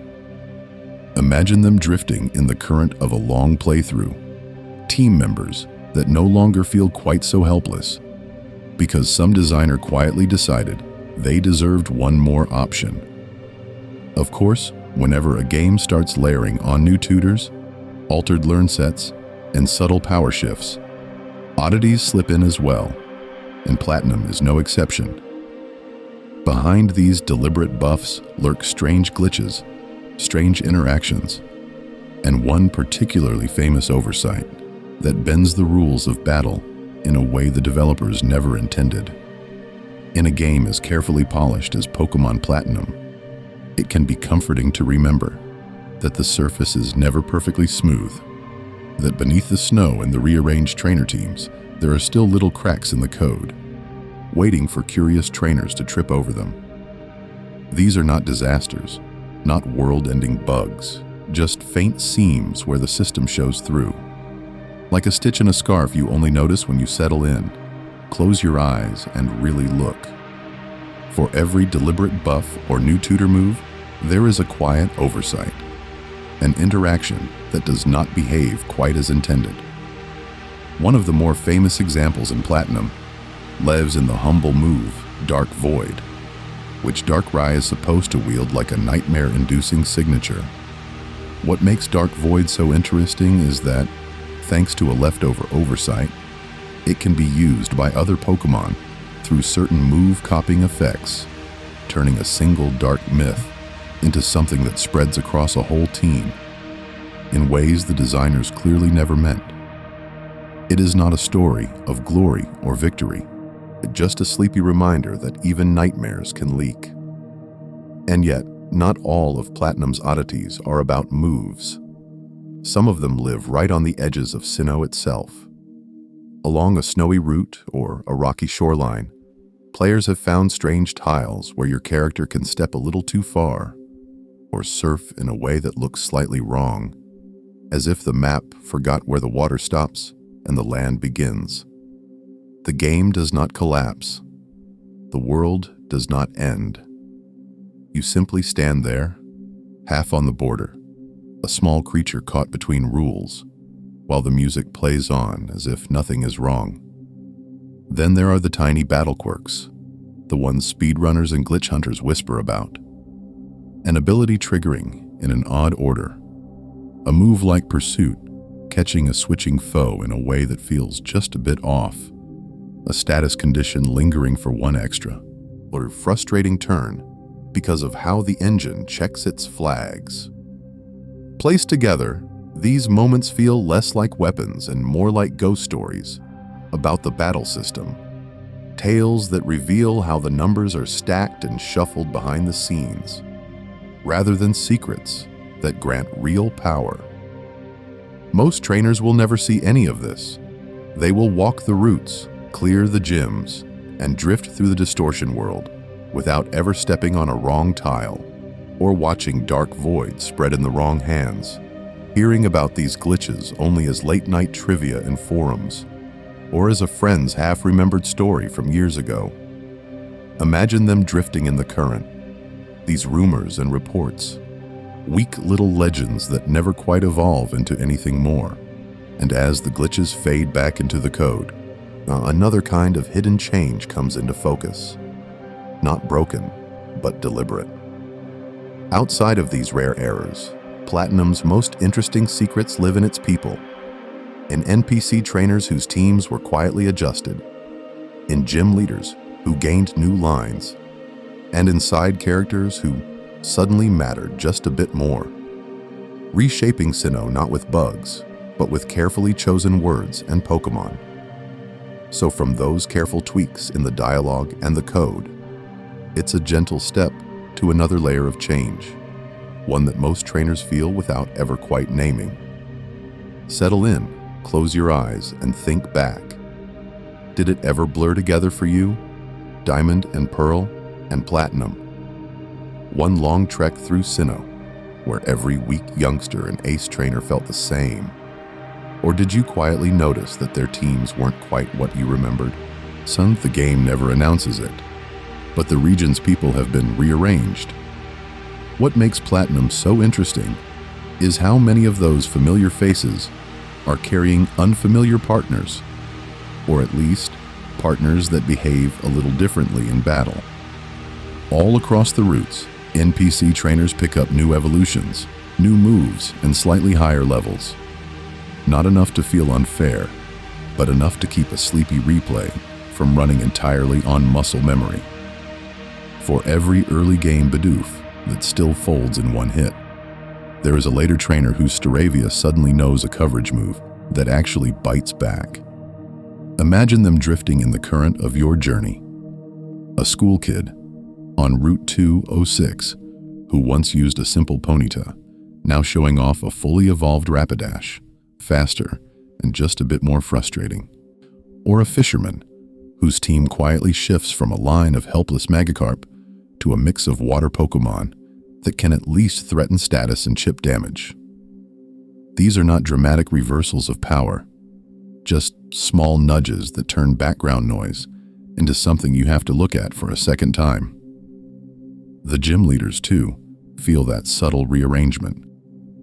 Fantina, who arrives earlier in Platinum's story, leans harder into her ghost theme, with movesets that actually punish normal-type complacency instead of collapsing on contact. Byron's steel creatures gain sturdier coverage, so a single fire move no longer melts his entire team quite so politely.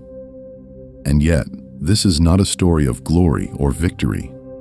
It's a story of the game quietly asking, are you still awake enough to adapt? By the time you reach the Elite Four, the pattern is clear, even if you can't list the exact changes. Aaron's bugs feel more complete, less like a pile of weak specimens and more like a real strategy, while Flint's fire theme is finally supported by partners that can threaten you without pretending to be something they're not. Cynthia's rematch team, stronger and more refined, turns the champion from a one-time wall into a recurring presence, a reminder that she too evolves. Placed together, these little edits make Platinum feel like an alternate timeline where everyone has grown just a little, where trainers have learned from past battles in ways the player can sense but not always describe.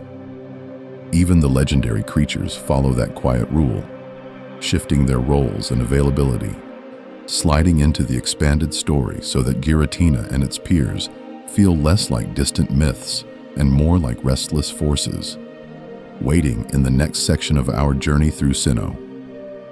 So settle in, close your eyes, and let those restless forces take shape. Because in Pokémon Platinum, the legends are not content to sit quietly at the edge of the map anymore, waiting politely for post-game trainers to come knocking. They drift into the middle of the story instead, like storm clouds sliding over a still lake, reshaping the reflections you thought you knew.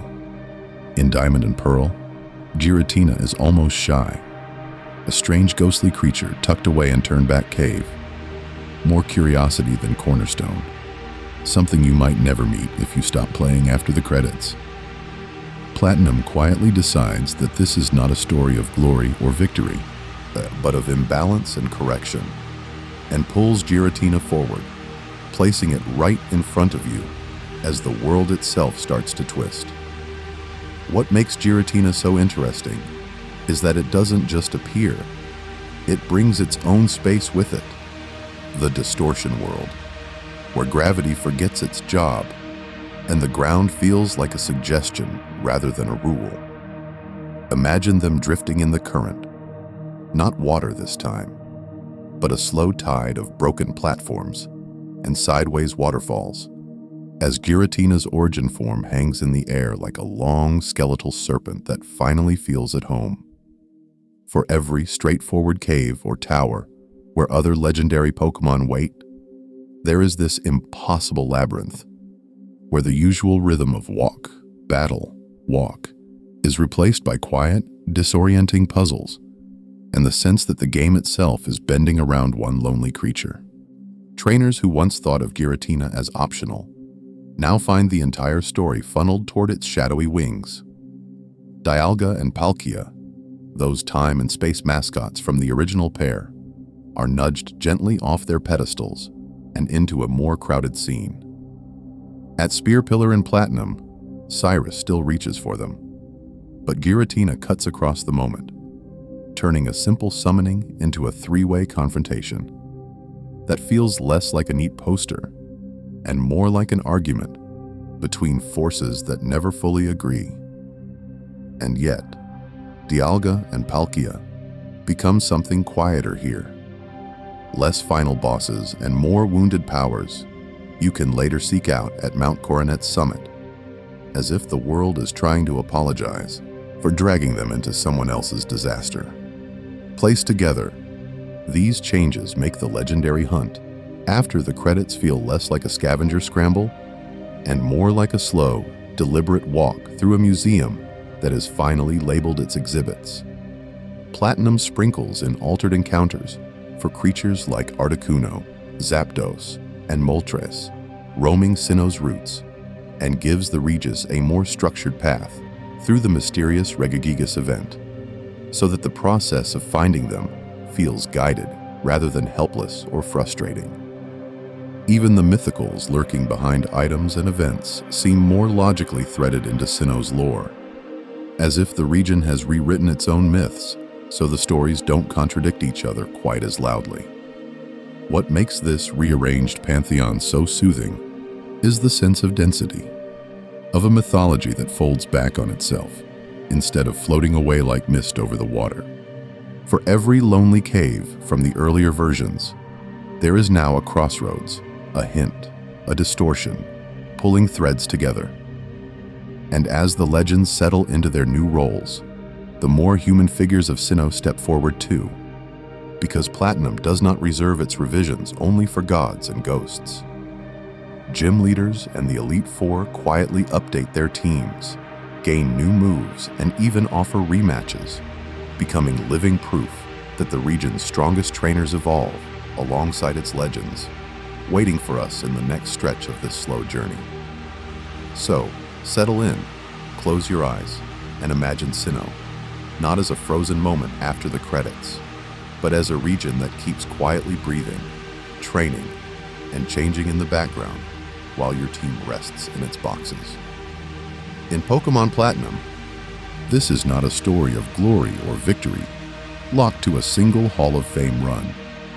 Instead, the game lets its strongest human figures grow alongside you, turning familiar faces into renewed challenges rather than dusty memories. What makes Platinum so interesting is the way its gym leaders refuse to stay weak, static obstacles from your early journey. After you've become champion and unlocked the post-game, many of them can be called back into battle, now carrying stronger teams that feel like they've been training off-screen just as you have. For every early game badge that once felt like a helpless scramble with under-leveled creatures, there is a later rematch where those same leaders arrive with evolved partners, sharper moves, and a quiet sense of pride. Take Rourke, for example, the first test many trainers face, remembered for his fragile little Cranidos that hit hard but folded quickly. In rematches, that rocky child of a fossil expert evolves into a full Rampardos, now holding items and swinging with moves that actually punish careless play, as if Rourke finally read a strategy guide on his day off. Gardenia's team, once a gentle introduction to grass types, returns with higher levels, more coverage, and a Roserade that feels far less like a decorative flower and far more like a thorn in your side. Fantina, already shuffled earlier into Platinum's story, becomes another quiet reminder that time has passed. Her ghost-type partners evolve, gain better-held items, and lean into trickier move choices. So what was once an eerie, slightly theatrical gym turns into a more thoughtful battle where her creatures refuse to go down in a single hit. Even Volkner, the electric specialist known for flirting with boredom, seems to shake off his lethargy in rematches, fielding a team that finally looks like it belongs to a man stationed at the edge of the Pokémon League, rather than a sleepy beach. Placed together, these returning leaders shift from intimidating roadblocks into something softer and strangely comforting. Familiar rivals you can revisit whenever you feel like testing how far your own team has come. Each rematch is a small private conversation between old partners, a reminder that your power did not appear overnight and that their growth did not stop the moment you walked out of the gym's sliding doors. And yet, the gyms are only half the story. The Elite Four and Cynthia themselves quietly update their lineups too, gaining new levels, altered movesets, and more threatening combinations that make a return trip to the league feel less like a lazy victory lap and more like a new, late-night challenge. Imagine them drifting in the current of time with you, training in the background, waiting. Because if Sinnoh's leaders refuse to stay still, what else in Platinum might be hiding a stronger, stranger form just beneath the surface, waiting in the next stretch of darkness? So, as that question of hidden strength hangs in the dark, the path bends back toward the brightest building in Sinnoh, the Pokémon League, glowing at the edge of the water, like a lighthouse you already know by heart. The first time through, it feels final, a wall of light and marble that says, "This is not a story of glory or victory beyond this point, only credits." On the second, third, or 10th visit in Platinum, it softens into something else. A familiar training ground where trainers drift in and out like the tide, testing themselves against the same faces that quietly refuse to stay weak. When the post-game finally unlocks those stronger rematches, the league stops being a single climb and becomes a kind of slow ritual, a late-night loop. You walk the same long hallway, hear the same doors slide open, but Aaron's cheerful bug types are no longer the helpless opening act. His Yanmega suddenly carries real power. His Sizer actually threatens to end a battle instead of politely participating in one. For every earlier, under-leveled team you breeze through half asleep, there is now a sharper, faster version, stitched together with better moves and items that punish lazy play. Bertha, who once felt like a gentle wall of ground types, now brings a Rhyperior that can casually erase unprepared creatures, while her Hippowdon Sand quietly gnaws at your party between turns. Flint finally looks like someone who cares about fire, with Infernape darting around in a Magmortar that no longer feels like a joke. And yet, his team is still fair, still answerable if you think instead of spam. Lucian, always the calm one, leans harder into strategy, with Galad and Alakazam combining speed, coverage, and those frustrating psychic tricks that make you double-check your held items before you settle in, close your eyes, and mash A.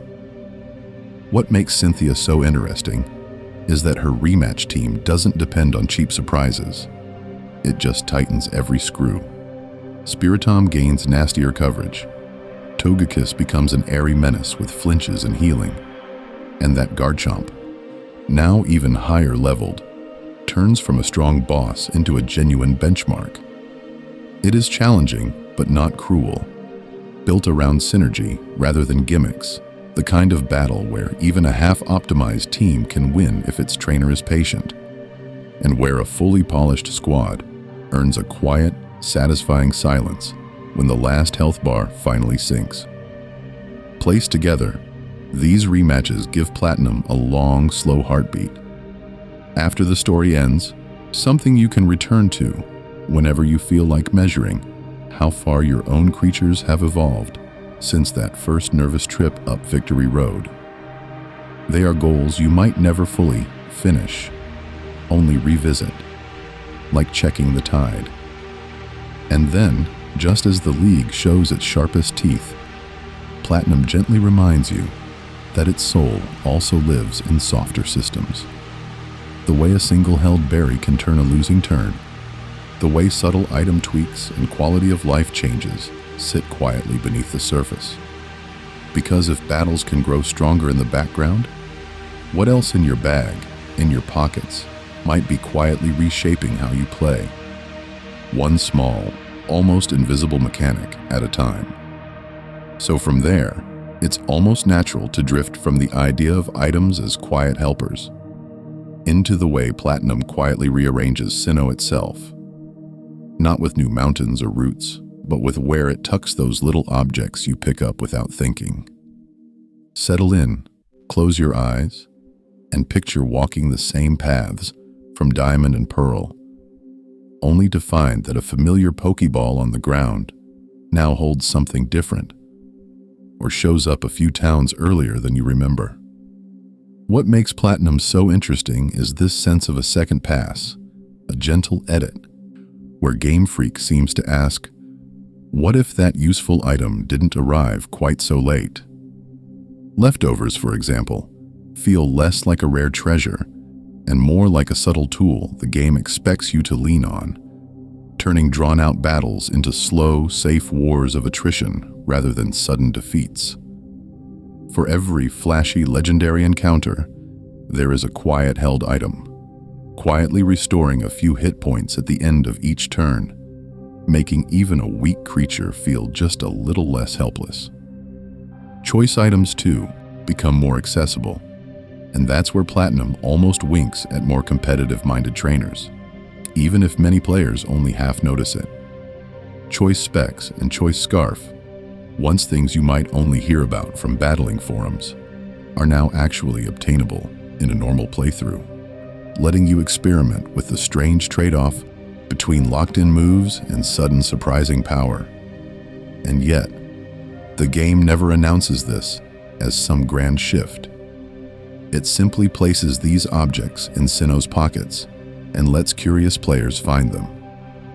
Berries, quietly rebalanced and more generously distributed, play their own sleepy role. Citrus berries healing a flat amount instead of a fraction, pinch berries appearing early enough to matter, and the soft soil patches scattered like little reminders that healing doesn't always need a Pokemart. Placed together, these changes make it feel as though the whole region wants to keep your team just above fainting, just strong enough to continue.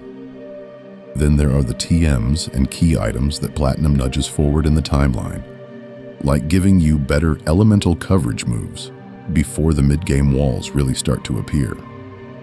Earlier access to things like stronger fire or grass coverage means that when you meet a bulky water or steel Pokemon, you're less stuck spamming weak moves and more able to respond thoughtfully, instead of feeling trapped in a long, frustrating stalemate. This is not a story of glory or victory. It's a story of friction quietly sanded down. The VS Seeker, the dowsing machine on the Pokétch, the slightly kinder TM distribution, they all work together to make Sinnoh feel familiar but fairer, like a region that has learned from its first attempt. And just as items sit in the background, quietly shifting the feel of each battle, Platinum hides even more of its charm in side paths and optional systems. Little Wi-Fi features, mini-games, and background NPCs that you could ignore entirely if you only rushed from gym to gym. Imagine them drifting in the current as we move next into those softer corners of Sinnoh, where nothing explodes with power, but everything adds a little warmth to the world.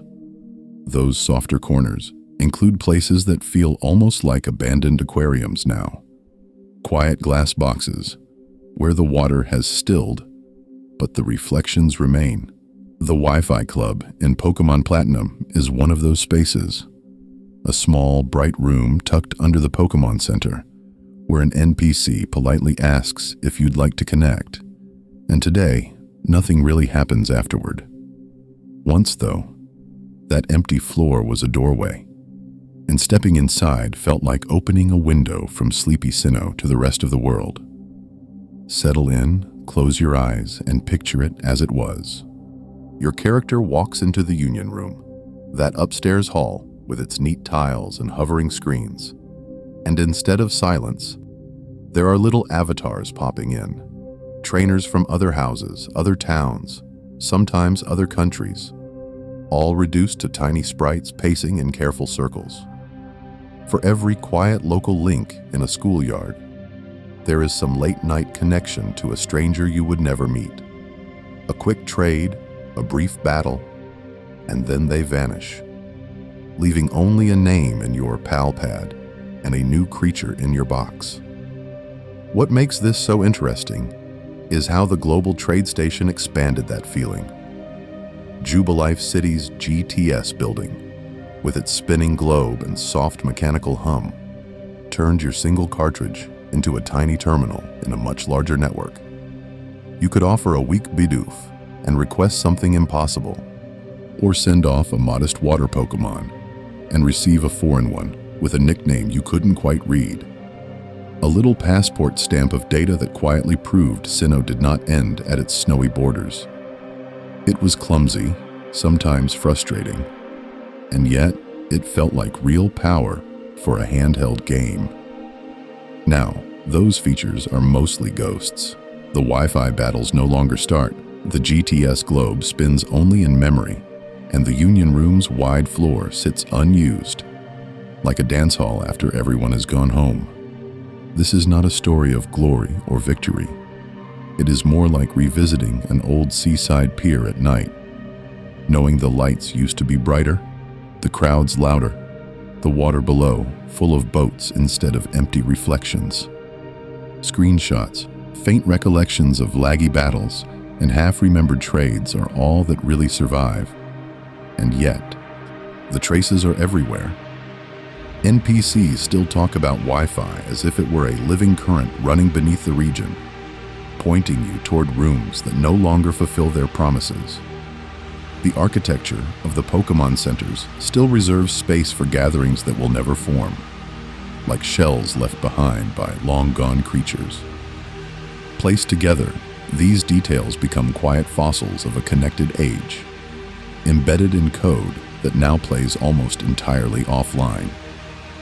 For solo wanderers returning to Platinum today, the roots, towns, and gentle snowfalls are untouched by all of this. The story still unfolds. The weak and the powerful still share the same tall grass, and the battles still resolve one turn at a time. Imagine them drifting in the current as we move on to other tucked-away features and optional paths, where Sinnoh's world building continues to whisper, even when no one is watching. And in all of that quiet world building, there's something else holding Platinum together that you can't see, but you can feel. The soundtrack that drifts underneath every step in the snow. Settle in, close your eyes for a moment, and think about how many of those melodies technically began life in Diamond and Pearl, and yet, somehow, they feel colder, softer, almost lonelier here, as if the same song has been left out in the wind a little too long. For every bright, optimistic Route 201 theme you remember from Diamond and Pearl, there is its Platinum counterpart, playing over a world that looks just a bit more overcast, a bit more worn down, and it changes the way the notes land in your memory. Jubilife's jaunty tune is still there, but when trainers walk out into the routes where the snow falls more often, or the evening light lingers in a purple sky, the familiar tracks feel like they've evolved into something more reflective, not stronger in raw power, just more aware of how fragile the creatures and people in this region can seem. What makes Platinum sound so interesting is the way those reused tracks sit next to the new ones, especially in places Diamond and Pearl never took you. The Distortion World theme doesn't really feel like a melody at all. It's more like a slow, echoing hum, drifting around you, while gravity forgets which way is down. It's not loud, it's not dramatic. It just hangs there, making Giratina's realm feel weak and unstable. Like reality itself is a helpless Magikarp splashing in the dark. Battle themes were nudged too, and yet, they keep that same gentle unease. The updated galactic battle music has sharper edges, a little more electronic bite, but underneath, it still loops in a way that lets you settle into the rhythm of each turn, even when the fight is frustrating. Cynthia's rematch theme, with her stronger post-game team, doesn't suddenly become some roaring anthem. Instead, it's the same haunting pattern, pushed just enough that you can feel the weight of everything you've already done in Sinnoh. Outside of the music itself, Platinum leans on ambient sound like a blanket. The soft hiss of wind over Route 216, the muffled crunch of snow underfoot, the hollow drip of water in Wayward Cave, placed together, these tiny noises turn flat screens into places you can almost touch. Late at night, when the house is quiet and only the DS speakers are murmuring, those little sounds can feel louder than any battle cry. If you mute the game in your mind, you can probably still hear them. Imagine them drifting in the current of your thoughts as you doze off. The Snow Point City theme, wrapped in gentle chimes, the eerie stillness of the Distortion World, the calm of San Town's guitar line. Each track ties itself to a route, a rival, a weak little Pokémon you once stubbornly trained. And this is not a story of glory or victory, but of small, persistent memories. And just as the music quietly reshapes Sinnoh, Platinum's altered sprites, smoother animations, and darker interface colors whisper the same message. This is the same region, but it has changed. In a moment, we'll step away from the soundtrack and look at how those visual tweaks, those tiny shifts in how trainers and creatures appear on screen, create their own kind of mood.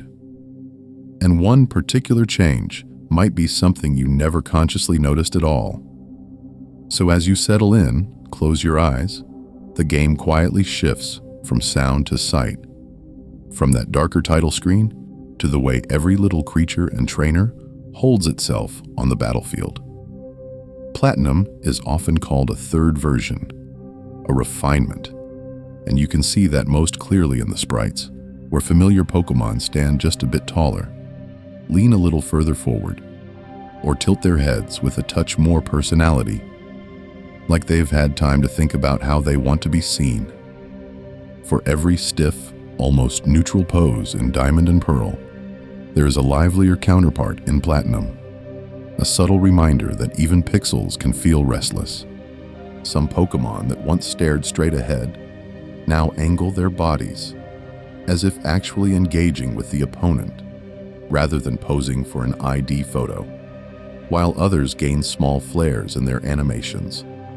A wing beat that lingers, a tail that sways instead of simply ticking back and forth. What makes this so interesting is how weak the change can seem in isolation. Just a few extra frames, and yet, over hundreds of battles, it quietly changes the mood. Trainer sprites get the same second draft treatment. Gym leaders, like Fantina and Volkner, look slightly sharper, their outlines cleaner, their colors a bit more defined, as though the cold Sinnoh air has focused them. Even ordinary trainers, the hikers and school kids and swimmers, feel a little more consistent, less like a loose collection of mismatched drawings, and more like they belong to one world. It is still a game where some expressions are frozen, and a few poses are unintentionally awkward, but that slight awkwardness becomes part of the charm. A reminder that not every figure on screen needs overwhelming power to be memorable.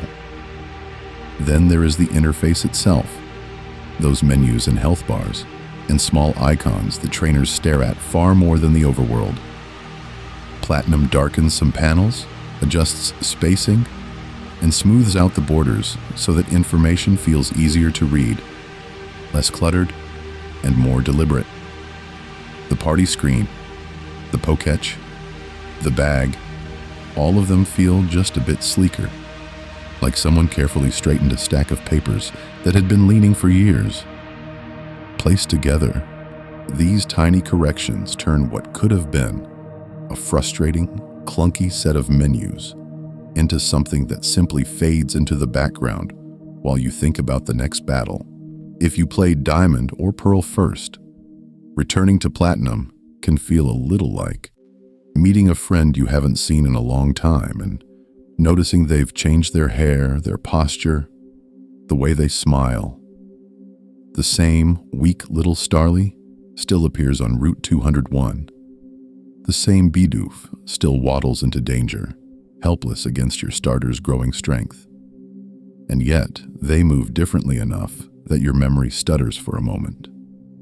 Imagine them drifting in the current of your nostalgia. Almost the same, but not quite. And that difference is where the comfort lives. This is not a story of glory or victory, just a quiet layering of polish over the same journey. Beneath the updated sprites and the smoother animations, under the darker menus and tidier icons, you are still a young trainer leaving Twinleaf Town, crossing Sinnoh one slow step at a time, from the first patches of grass to the bright doors of the Pokémon League, where the next part of Platinum's tale is waiting in the shadows of its battles. From those bright doors, the story in Platinum stretches out not as a sharp, dramatic arc, but as a line of small, steady milestones, almost like lanterns fading into the fog. You begin in Twin Leaf Town with a simple choice, a first partner that feels huge in the moment and oddly small in memory, whether it's Turtwig's sturdy shell, Chimchar's flickering tail, or Piplup's slightly offended stare at the cold Sinnoh air. This is not a story of glory or victory. It's a story of walking. You step into the first patches of grass, meet weak, wild creatures that never make it past the early boxes, and then drift toward Orberg City, where the first gym waits with its quiet test of type matchups and patience. For every tense battle you might remember, there is the softer recollection of that first badge glinting on the trainer card, the way the music settles when you heal at a Pokémon Center, the way the Poketch screen glows faintly, like a nightlight in your hand. Settle in, close your eyes, and the details blur into colors and sounds. Team Galactic appears early, not as a single shocking moment, but as a low, constant murmur in the background. A grunt blocking a wind farm, another loitering near a cave. What makes Platinum so interesting is how these interruptions are rearranged and expanded, so that placed together, these small encounters feel less like random roadblocks and more like a quiet thread pulling you towards something stranger. Your first trip to Mount de Coronet is almost uneventful, just a passage of rock and echoing footsteps. Yet it plants the idea that this mountain is watching everything. The lakes come next, in soft focus. Lake Verity, Lake Valor, Lake Acuity.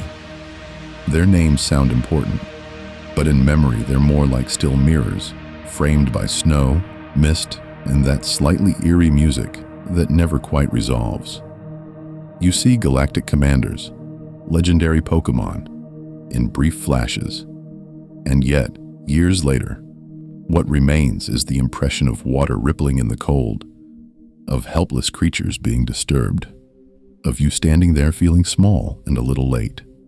Eventually, the story thickens around Veilstone and the Galactic HQ, but even that fortress of steel and purple light feels strangely distant when remembered half asleep.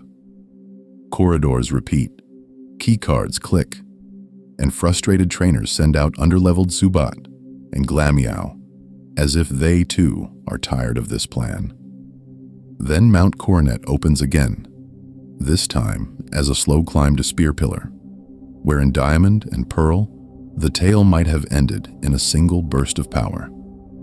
In Platinum, it bends instead, and you slip sideways into the distortion world, where gravity forgets its job and the path folds like paper. Imagine them drifting in the current. Platforms, boulders, even Giratina itself, all moving with the calm inevitability of a dream. When you finally return, the last stretch to the Pokémon League feels less like a march to destiny and more like a cool-down lap through snowy routes, warm Pokémon centers, and the quiet confidence of a team that has grown without you, quite noticing. By the time you stand before the Elite Four and Cynthia, the battles are almost secondary. The real story is that you have inhabited Sinnoh, step by gentle step, and the game is about to ask you, very softly, to turn the page to everything that waits after the credits. So, as you stand at that gentle turning point before the credits, the game quietly reminds you where it all began, in places that barely feel like stages for a grand adventure at all. These are not arenas of power or desperate battle. They are resting spots, soft introductions to a region that prefers to whisper before it ever raises its voice. Settle in, close your eyes, and drift back to that first cluster of towns: Twin Leaf, Sand Gem, and Floaroma. Twin Leaf Town is the simplest of the three, a sleepy lakeside neighborhood that almost seems embarrassed to be the starting point of a legend. There is no gym, no looming tower, no sense of urgency, just a couple of houses, a small pond, and the distant glint of Lake Verity, calling two overeager trainers into trouble.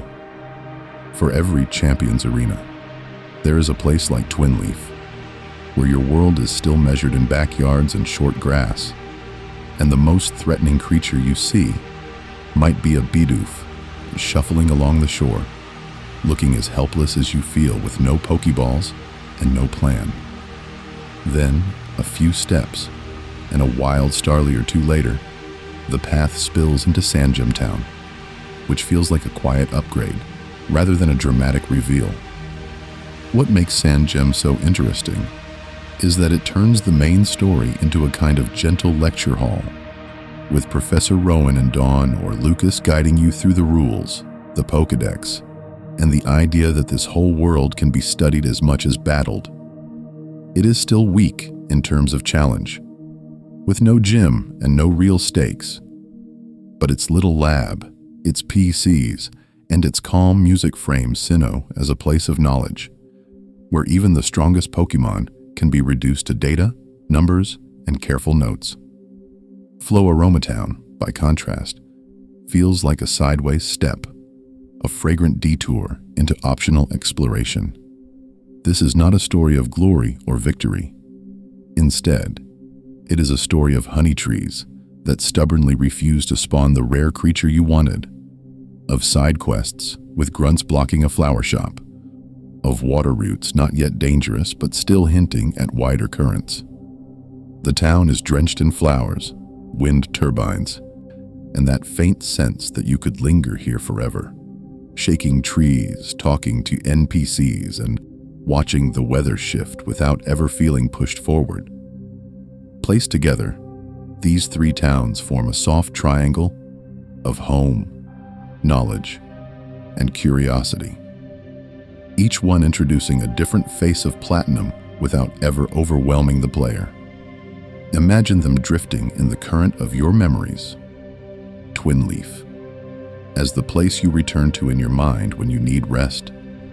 Sandgem, as the quiet reminder that this world can be understood. And Floaroma, as the promise that wandering off the main road will usually reward you with something small and gentle. And yet, Sinnoh does not stay this calm forever. Just as these early towns cluster around quiet beginnings, other places later on, Canalave with its harbor and stories, Celestic with its ancient murals, and Sunyshore with its glittering, almost futuristic coastline, form their own groups of themes, waiting for you further along the journey, when you are ready for stronger currents and heavier steps. Those stronger currents arrive when Sinnoh begins to speak more openly, not through loud battles or dramatic cutscenes, but through its towns that feel like quiet chapters in a much older book. Canalave, Celestic, and Sunyshore sit along the later stretches of your journey like three lanterns in the cold, each one casting a different kind of light on what this region believes about power, legend, and the future. Canalave is the first of these, a harbor city where water and words meet, and where the wind off the sea always seems just a little sharper in Platinum. The steel bridge creaks, the ships rest like tired creatures, and tucked away behind them is the Canalave Library, a place where Sinnoh's myths are not whispered, but written down, cataloged, and quietly waiting for trainers who bother to read. This is where Platinum reminds you that Giratina, Dialga, and Palkia are not just boss fights, but stories that have been copied, edited, and perhaps misunderstood over time. A little farther inland, Celestic Town feels like the opposite of Canalave's ordered shelves. It is small, almost helpless against the mountains and fog that surround it, and yet, it holds one of the most important images in the game. The ancient mural of legendary Pokémon carved into stone. There are no neat paragraphs here, only symbols, and an elder who carries the tale as an oral tradition, changing slightly with each retelling. What makes Celestic so interesting is how little it tries to impress you. The houses are plain, the music is soft, and the mural itself is almost frustrating in how vague it is, forcing you to sit with uncertainty instead of clear answers. Then, much later, Sunnyshore City waits at the edge of the sea, bright and metallic. All solar panels and elevated walkways. A place that feels like it should be confident about tomorrow, and yet is anchored by a gym leader who has lost faith in his own strength. For every bold electric platform and glittering coastline, there is Volkner, half checked out, redesigning his gym out of boredom, wondering if any trainer can still make a battle feel exciting. Sunnyshore is Sinnoh's future-facing potential, but it is also a reminder that even power can feel weak when it loses its purpose. Placed together, these three towns form a kind of triangle around Sinnoh's heart. Kanalav, with its written lore, Celestic with its spoken myth and mural, Sunnyshore with its technological promise. Platinum's colder weather, its dimmer lighting, and its moodier pacing make each of them feel more introspective than in Diamond and Pearl, as if the whole region is quietly questioning whether its legends, its stories, and even its electricity still mean what they used to. This is not a story of glory or victory. It is a story of a region pausing to think. Settle in, close your eyes, and imagine them drifting in the current of your journey. These towns and their questions, while another layer of platinum waits beneath the surface. The long, slow hours spent with your own team, catching weak partners, watching them grow, and wondering which small, overlooked creature will evolve into the one you can no longer imagine leaving behind. From that quiet thought, the game narrows down again, away from maps and mechanics, to something smaller and softer. The 6 creatures that walk beside you. You can almost feel your own platinum file reassemble in your mind as you settle in. Close your eyes and picture a team on the snowy roads of Sinnoh, boots crunching, battle music distant and muffled. There is almost always a starter, of course. Some loyal ember or bubble or leaf that has followed you from Twin Leaf's gentle ponds to the shadow of Spear Pillar. For many trainers, a flying type hovers just above, a Staraptor that began as a weak, nervous Starly on Route 201, back when even a stray critical hit felt threatening. Maybe there is a Lucario picked up from Riley's egg, or a Garchomp carved from that unassuming Geibel under Cycling Road, or a sturdy water type for Surf. Something like Floatzel or Gastrodon, half utility and half friend, plus 1 or 2 personal favorites that make no real sense on paper, and yet, somehow, never leave. What makes Platinum's Sinnoh so interesting is how the expanded Pokédex quietly shapes those choices. With 210 Pokémon available before the credits, for every reliable Rapidash, there is a neglected Houndoom waiting in the grass. For every solid Roserade, there is a Cherim that blooms, battles once, and then spends the rest of the game watching from a box. Move tutors in Pastoria and the survival area whisper offers of new power, turning a once helpless creature into something unexpectedly competent. And yet, they also tempt you to replace old partners with sharper, more efficient options. Placed together, these decisions form a faint, emotional map of your journey. You might remember catching a weak early route Shinx, carrying it all the way until it evolves into Luxray, its sprite hardening, its moves finally matching the drama of its design. And still, somewhere in the back of your mind, you see that first tackle that barely scratched a wild Bidoof. This is not a story of glory or victory. It is a story of watching a clumsy form straighten of seeing a simple bite become Thunderfang, of realizing that the creature that once struggled is now the one you send out first without thinking. And then there are the others. The Buizel caught for surf until a stronger water type arrives. The Bibarel that dutifully carries every HM, then lives out the rest of the game as a quiet silhouette on box 3, never fainting again because it is never called. Some Pokémon appear in a single battle, help you through a frustrating gym, and then vanish into digital storage, where they wait, nameless and unseen, like unused pieces of a puzzle you already solved. Imagine them drifting in the current of your save file, these forgotten helpers and almost favorites. They are weak or awkward or simply redundant, but their brief appearances still color the memory of that playthrough, the way a stray NPC line can linger longer than a legendary battle.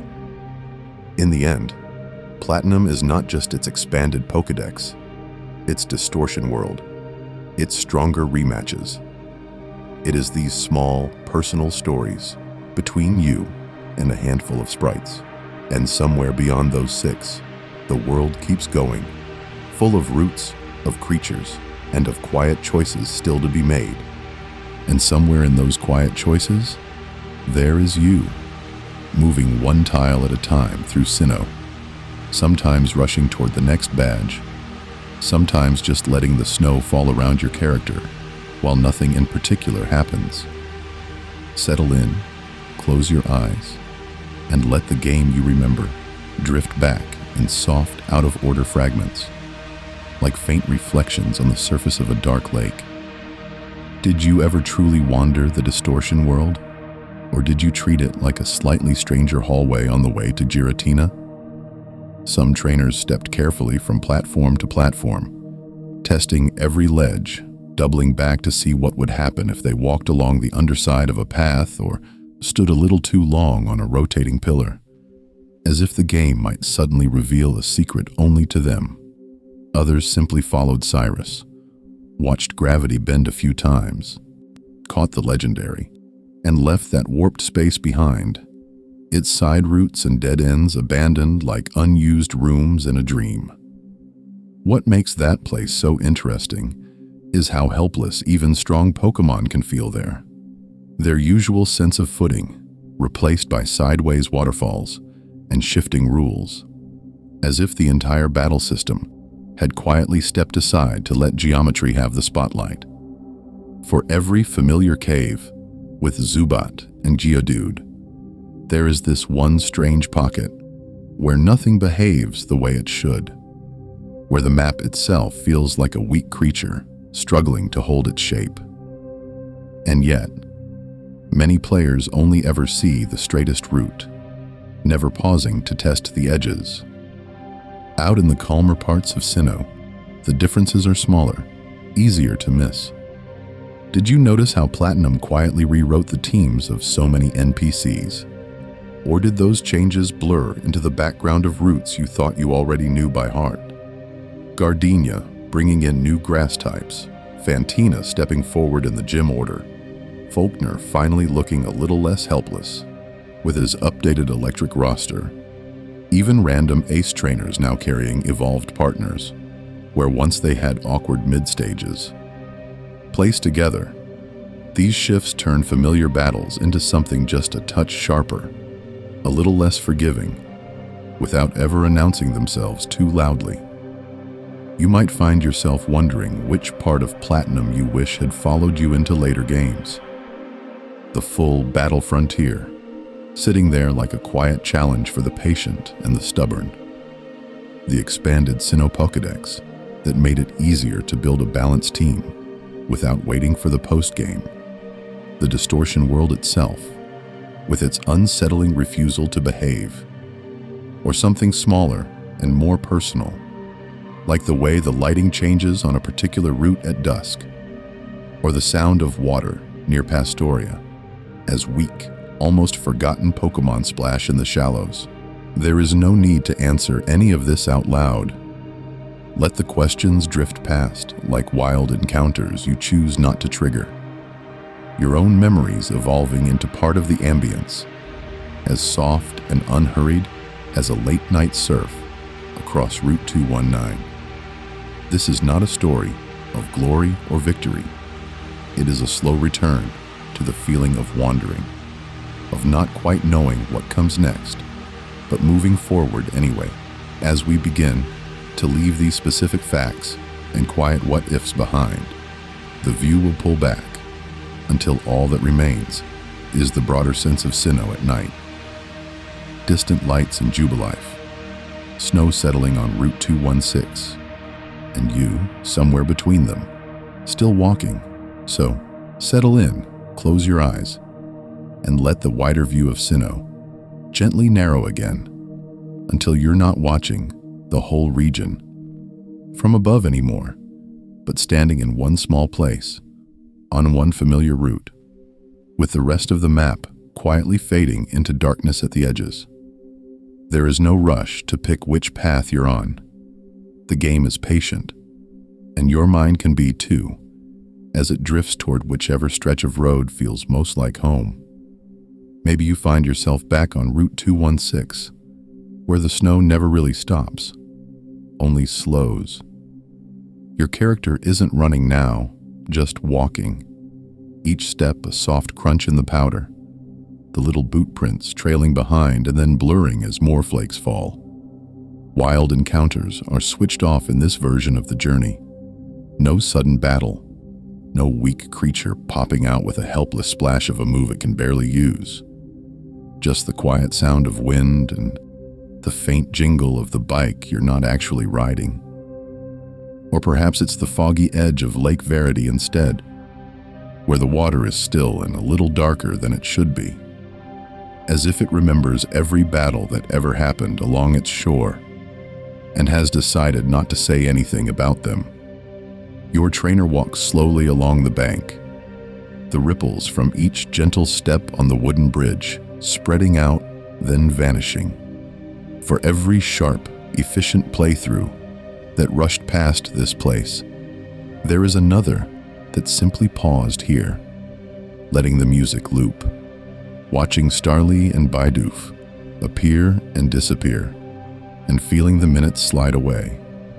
Far to the southeast, there's that quiet seaside road near Sunny Shore City, where the elevated walkways hum softly, and the water below glows with reflected lights.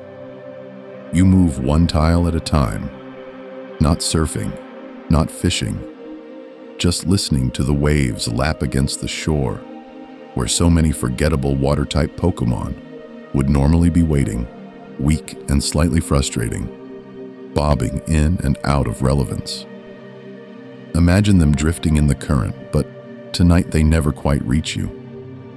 They stay in the background, like distant thoughts you've decided not to chase. As you keep walking, whichever route you've chosen begins to collect the facts from this video, the way fresh snow collects footprints. Each small detail about Platinum's expanded Sinnoh Pokédex, each memory of altered weather and fog, each tiny change to a gym leader's team, settles behind you as a brief impression in the path. Placed together, then these don't form a checklist or a challenge. They're just marks in the snow, easily covered by the next gentle fall, hinting that you were here for a while and then moving on. This is not a story of glory or victory, not anymore. There is nowhere you need to be, no champion to rematch, no distortion world puzzle waiting impatiently in the distance. There is only this slow, looping walk through a pixelated landscape that knows you, and that you know well enough not to rush. And yet, as the steps grow softer, and the routes begin to blur into one long, quiet corridor of snow and water and faint city lights, the specific facts we've been following start to loosen their grip, making room for something simpler. Soon, we'll step back even further, away from individual routes and numbers and teams, until Platinum is just a feeling you can return to whenever sleep is hard to find. a cold region with warm lights, a set of weak encounters and strong memories, waiting on the other side of a save file that never really closes. So now, as those numbers and routes fade into the background, what makes Platinum so interesting is how all of its little adjustments quietly add up. How a game that began as a revision ends up feeling like a whole new layer of Sinnoh, gently laid over the old one. You can settle in, close your eyes, and still picture the same map, the same towns and lakes and long stretches of water. But the paths through them have shifted just enough to feel fresh, even to tired trainers who thought they knew every corner. From the very start, Platinum expands and refines the region in ways that rarely shout for attention. The Pokédex stretches from 151 to 210, slipping in Houndoom on the routes outside Sunnyshore, Tangrowth, and Yanmega in the wild. Little surprises that make early teams less helpless and more varied, even if a few of those creatures still turn out a bit weak or frustrating in battle. The gym order is nudged into a more natural rhythm, with Fantina moved earlier, levels smoothed, rematches strengthened, so that for every gentle victory, there is a sudden reminder that Sinnoh's leaders can still press you just a little when you're half asleep on the couch.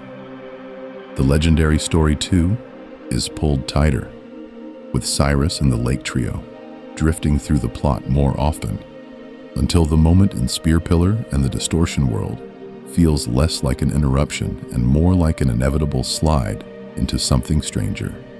What once was a simple summit confrontation becomes a sideways step into a place where gravity bends, platforms turn, and Giratina hangs in the air like a forgotten thought.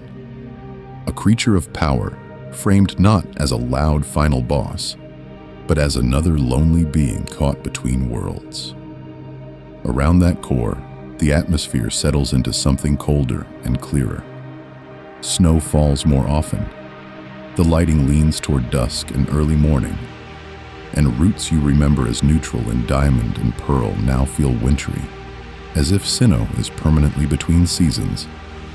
The battle frontier waits off to the side, a quiet island of endless rematches and careful move tutor experiments, while contests, the underground, and those slightly reworked NPC teams all hum along like background machinery, ready to reward anyone who decides, on a slow night, to dig a little deeper. Placed together, these adjustments make Platinum feel less like an upgrade and more like the definitive version of a memory, a cartridge that evolves the region without erasing the gentle awkwardness of its first form. It welcomes first-time players with smoother pacing and clearer signposts, and yet, it also folds in enough post-game strength, enough rematch power, that returning trainers can still find something stubborn to push against when they need one more late-night battle. If you're still awake, you can carry that layered calm with you, the sense of a cold region with warm lights, knowing that this is not a story of glory or victory, but of a game content to be revisited rather than conquered. And imagine them drifting in the current of your thoughts.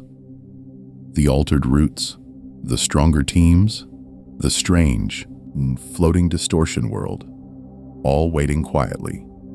As next we turn to the smallest, sleepiest details you might never have noticed at all. So now, as the details start to blur at the edges, we can quietly retrace where we've been tonight, like following faint footprints in fresh snow that are already beginning to fill in.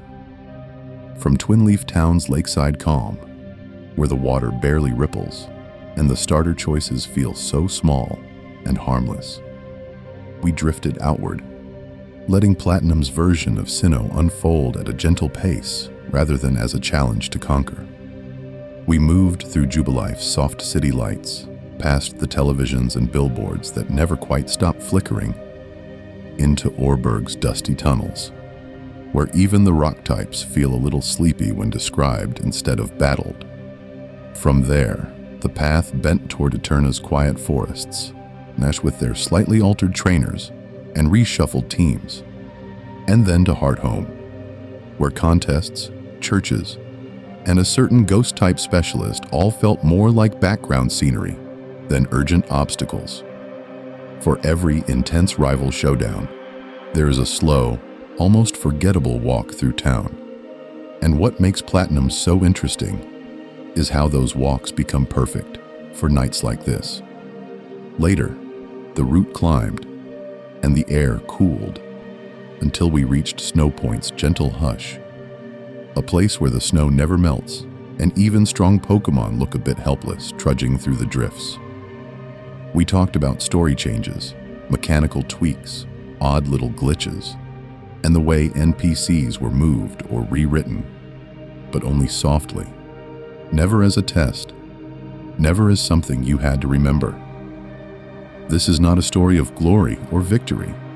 It is a slow catalog of impressions, music, and visuals, and small interface changes placed together, these forming more of a lullaby than a lecture. From that quiet temple in the north, we slipped sideways into the distortion world, where gravity bent and the paths curled in impossible directions. And yet, even there, the facts stayed gentle. Camera angles, floating platforms, strange physics that you didn't need to solve again, only to picture dimly. Then we came back down, past the now familiar routes, into the post-game islands and the battle frontier, where powerful facilities and serious trainers were reduced to soft trivia and half-remembered mechanics. Imagine them drifting in the current of your thoughts. Battle rules, item quirks, rematch teams, all allowed to dissolve as soon as they appear. Now, if some of those details already feel distant or tangled, that is perfectly fine. Forgetting is not a failure here. It is the whole point. This was never meant to be a guide or an exam, just a slow walk through Platinum's world to keep your mind lightly occupied while your body sinks deeper into rest. So settle in, close your eyes, and let the weak outlines of roots and creatures fade, knowing that for every region we've wandered through tonight, there is another waiting somewhere off-screen. When you wake, Sinnoh will still be there. And if you'd like, on another quiet night, we can drift together through a different map, a different game, and another soft collection of almost forgotten facts. And if, somehow, you are still here with Sinnoh instead of asleep, then you might be the kind of listener who doesn't mind when a game slows down, who actually enjoys when a route is mostly wind sound, soft snow, and a few weak wild creatures rustling in the tall grass. You might be the sort of trainer who lets the music loop, who walks instead of runs, who treats a late-night platinum session less like a battle and more like a quiet walk home. For every player who rushes straight to Cynthia and counts levels and items and power, there is someone like you, letting the cursor hover, watching the snowflakes fall in Snow Point City, and not really needing to press A right away. What makes this kind of play so interesting is how gentle it feels, how even a frustrating miss or a helpless little water Pokémon on Route 219 becomes more of a passing thought than a problem. Just another detail in the background of a very slow evening. If this softer way of revisiting games suits you, you can, if you'd like, treat this channel as a small place you can come back to on other nights, when you want more sleepy deep dives into other regions, other stories, other almost forgotten mechanics. There is no rush, no urgent request, just the idea that on some future night you might remember and think, I'd like to settle in, close your eyes, and listen to another one of those. And maybe subscribe or follow, so the next quiet journey is waiting when you need it. When you are awake, and only if you feel like it, you are gently invited to leave a little note about Sinnoh, the way trainers sometimes leave items tucked behind a rock. Maybe it's a comforting memory of standing on the soft sand outside Pastoria, listening to the water. Maybe it's the glow of Heart Home at night, or the lonely chill of Route 216, or the first time you stepped into the distortion world and felt the whole map tilt under your feet. Placed together, these small comments can become an archive of calm, a map drawn not in routes and levels, but in quiet feelings. And yet, it is perfectly fine if you forget all of this the moment sleep finally catches you. This is not a story of glory or victory, and it was never really about engagement or perfect recall. The whole point was simply to sit beside you for a while, to talk softly about a familiar game until your thoughts loosened and drifted. So as this section begins to fade, try to let one last image settle in your mind. Imagine them drifting in the current of Sinnoh's night. Snow falling in slow, patient spirals over Route 217, the faint loop of the music repeating without urgency. Your character standing still on a quiet path while the world continues around them. No battles, no menus, no decisions left to make. Just the soft, pixelated dark, waiting until your own screen finally goes black. So now, with Sinnoh already dim and quiet in your mind, you can let the last little bits of the journey fade out, the way the screen slowly darkens after you press that final button. Imagine walking your character back to a familiar Pokémon center, the red roof glowing softly against the snow, the automatic doors sliding open, with that tiny comforting sound that every trainer knows by heart. Inside, everything is still, and everything is safe. You step up to the counter, your team lined up behind you like sleepy shadows, and that small, and bright jingle plays as you choose to save. This is not a story of glory or victory, not anymore. It's just a quiet record of where you stopped, who you traveled with, and how far you came before sleep finally caught up. The text box appears, slow and simple, asking if you want to overwrite your old adventure, and you already know the answer. Settle in, close your eyes, and picture that soft chime as the game confirms your progress. The file number flickering once, then resting. Your weak and strong creatures alike are tucked away for the night, from the helpless little water Pokémon that barely survived a battle, to the ones that evolves into something with real power, but still manage to faint to a random crit. They're all reduced to the same small icons on the save screen. Placed together, these tiny symbols feel like a promise that nothing important will be lost while you rest. As the image in your mind fades, take a slow breath in and let it spill out just as slowly, like water running out of a tide pool at dusk. With that breath, let the last scraps of tension leave your shoulders, as if you, too, are being gently placed back in a safe, familiar place. Healed without fanfare, stored in a warm, pixel-lit room until morning. Some worries are strong, others feel frustrating and relentless. And yet, like low-level wild encounters, they eventually run out of moves. Sinnoh will still be there tomorrow. Its routes and towns, its snow and fog, its facts and tiny secrets will not change while you sleep. Twin Leaf Town will wait at the edge of the lake. Jubilife's lights will linger on their looping cycle, and somewhere far above, Mount Coronet will hold its silent line across the sky. For every fierce champion battle, there is a quiet walk through soft grass. For every tense moment, there is a calm one like this. You can always visit again, in-game or just in memory, drifting back to the Distortion World's floating platforms, or to Heart Home's soft glow. But you do not have to go anywhere right now. The day is done. You have done enough. Rest is allowed. So let the last image be simple. Snow falling over Mount Coronet in endless patient spirals, the lights of Hardhome flickering faintly in the distance. The world of Pokémon Platinum settling into its own peaceful loop, again and again, while your own thoughts finally go quiet. Good night.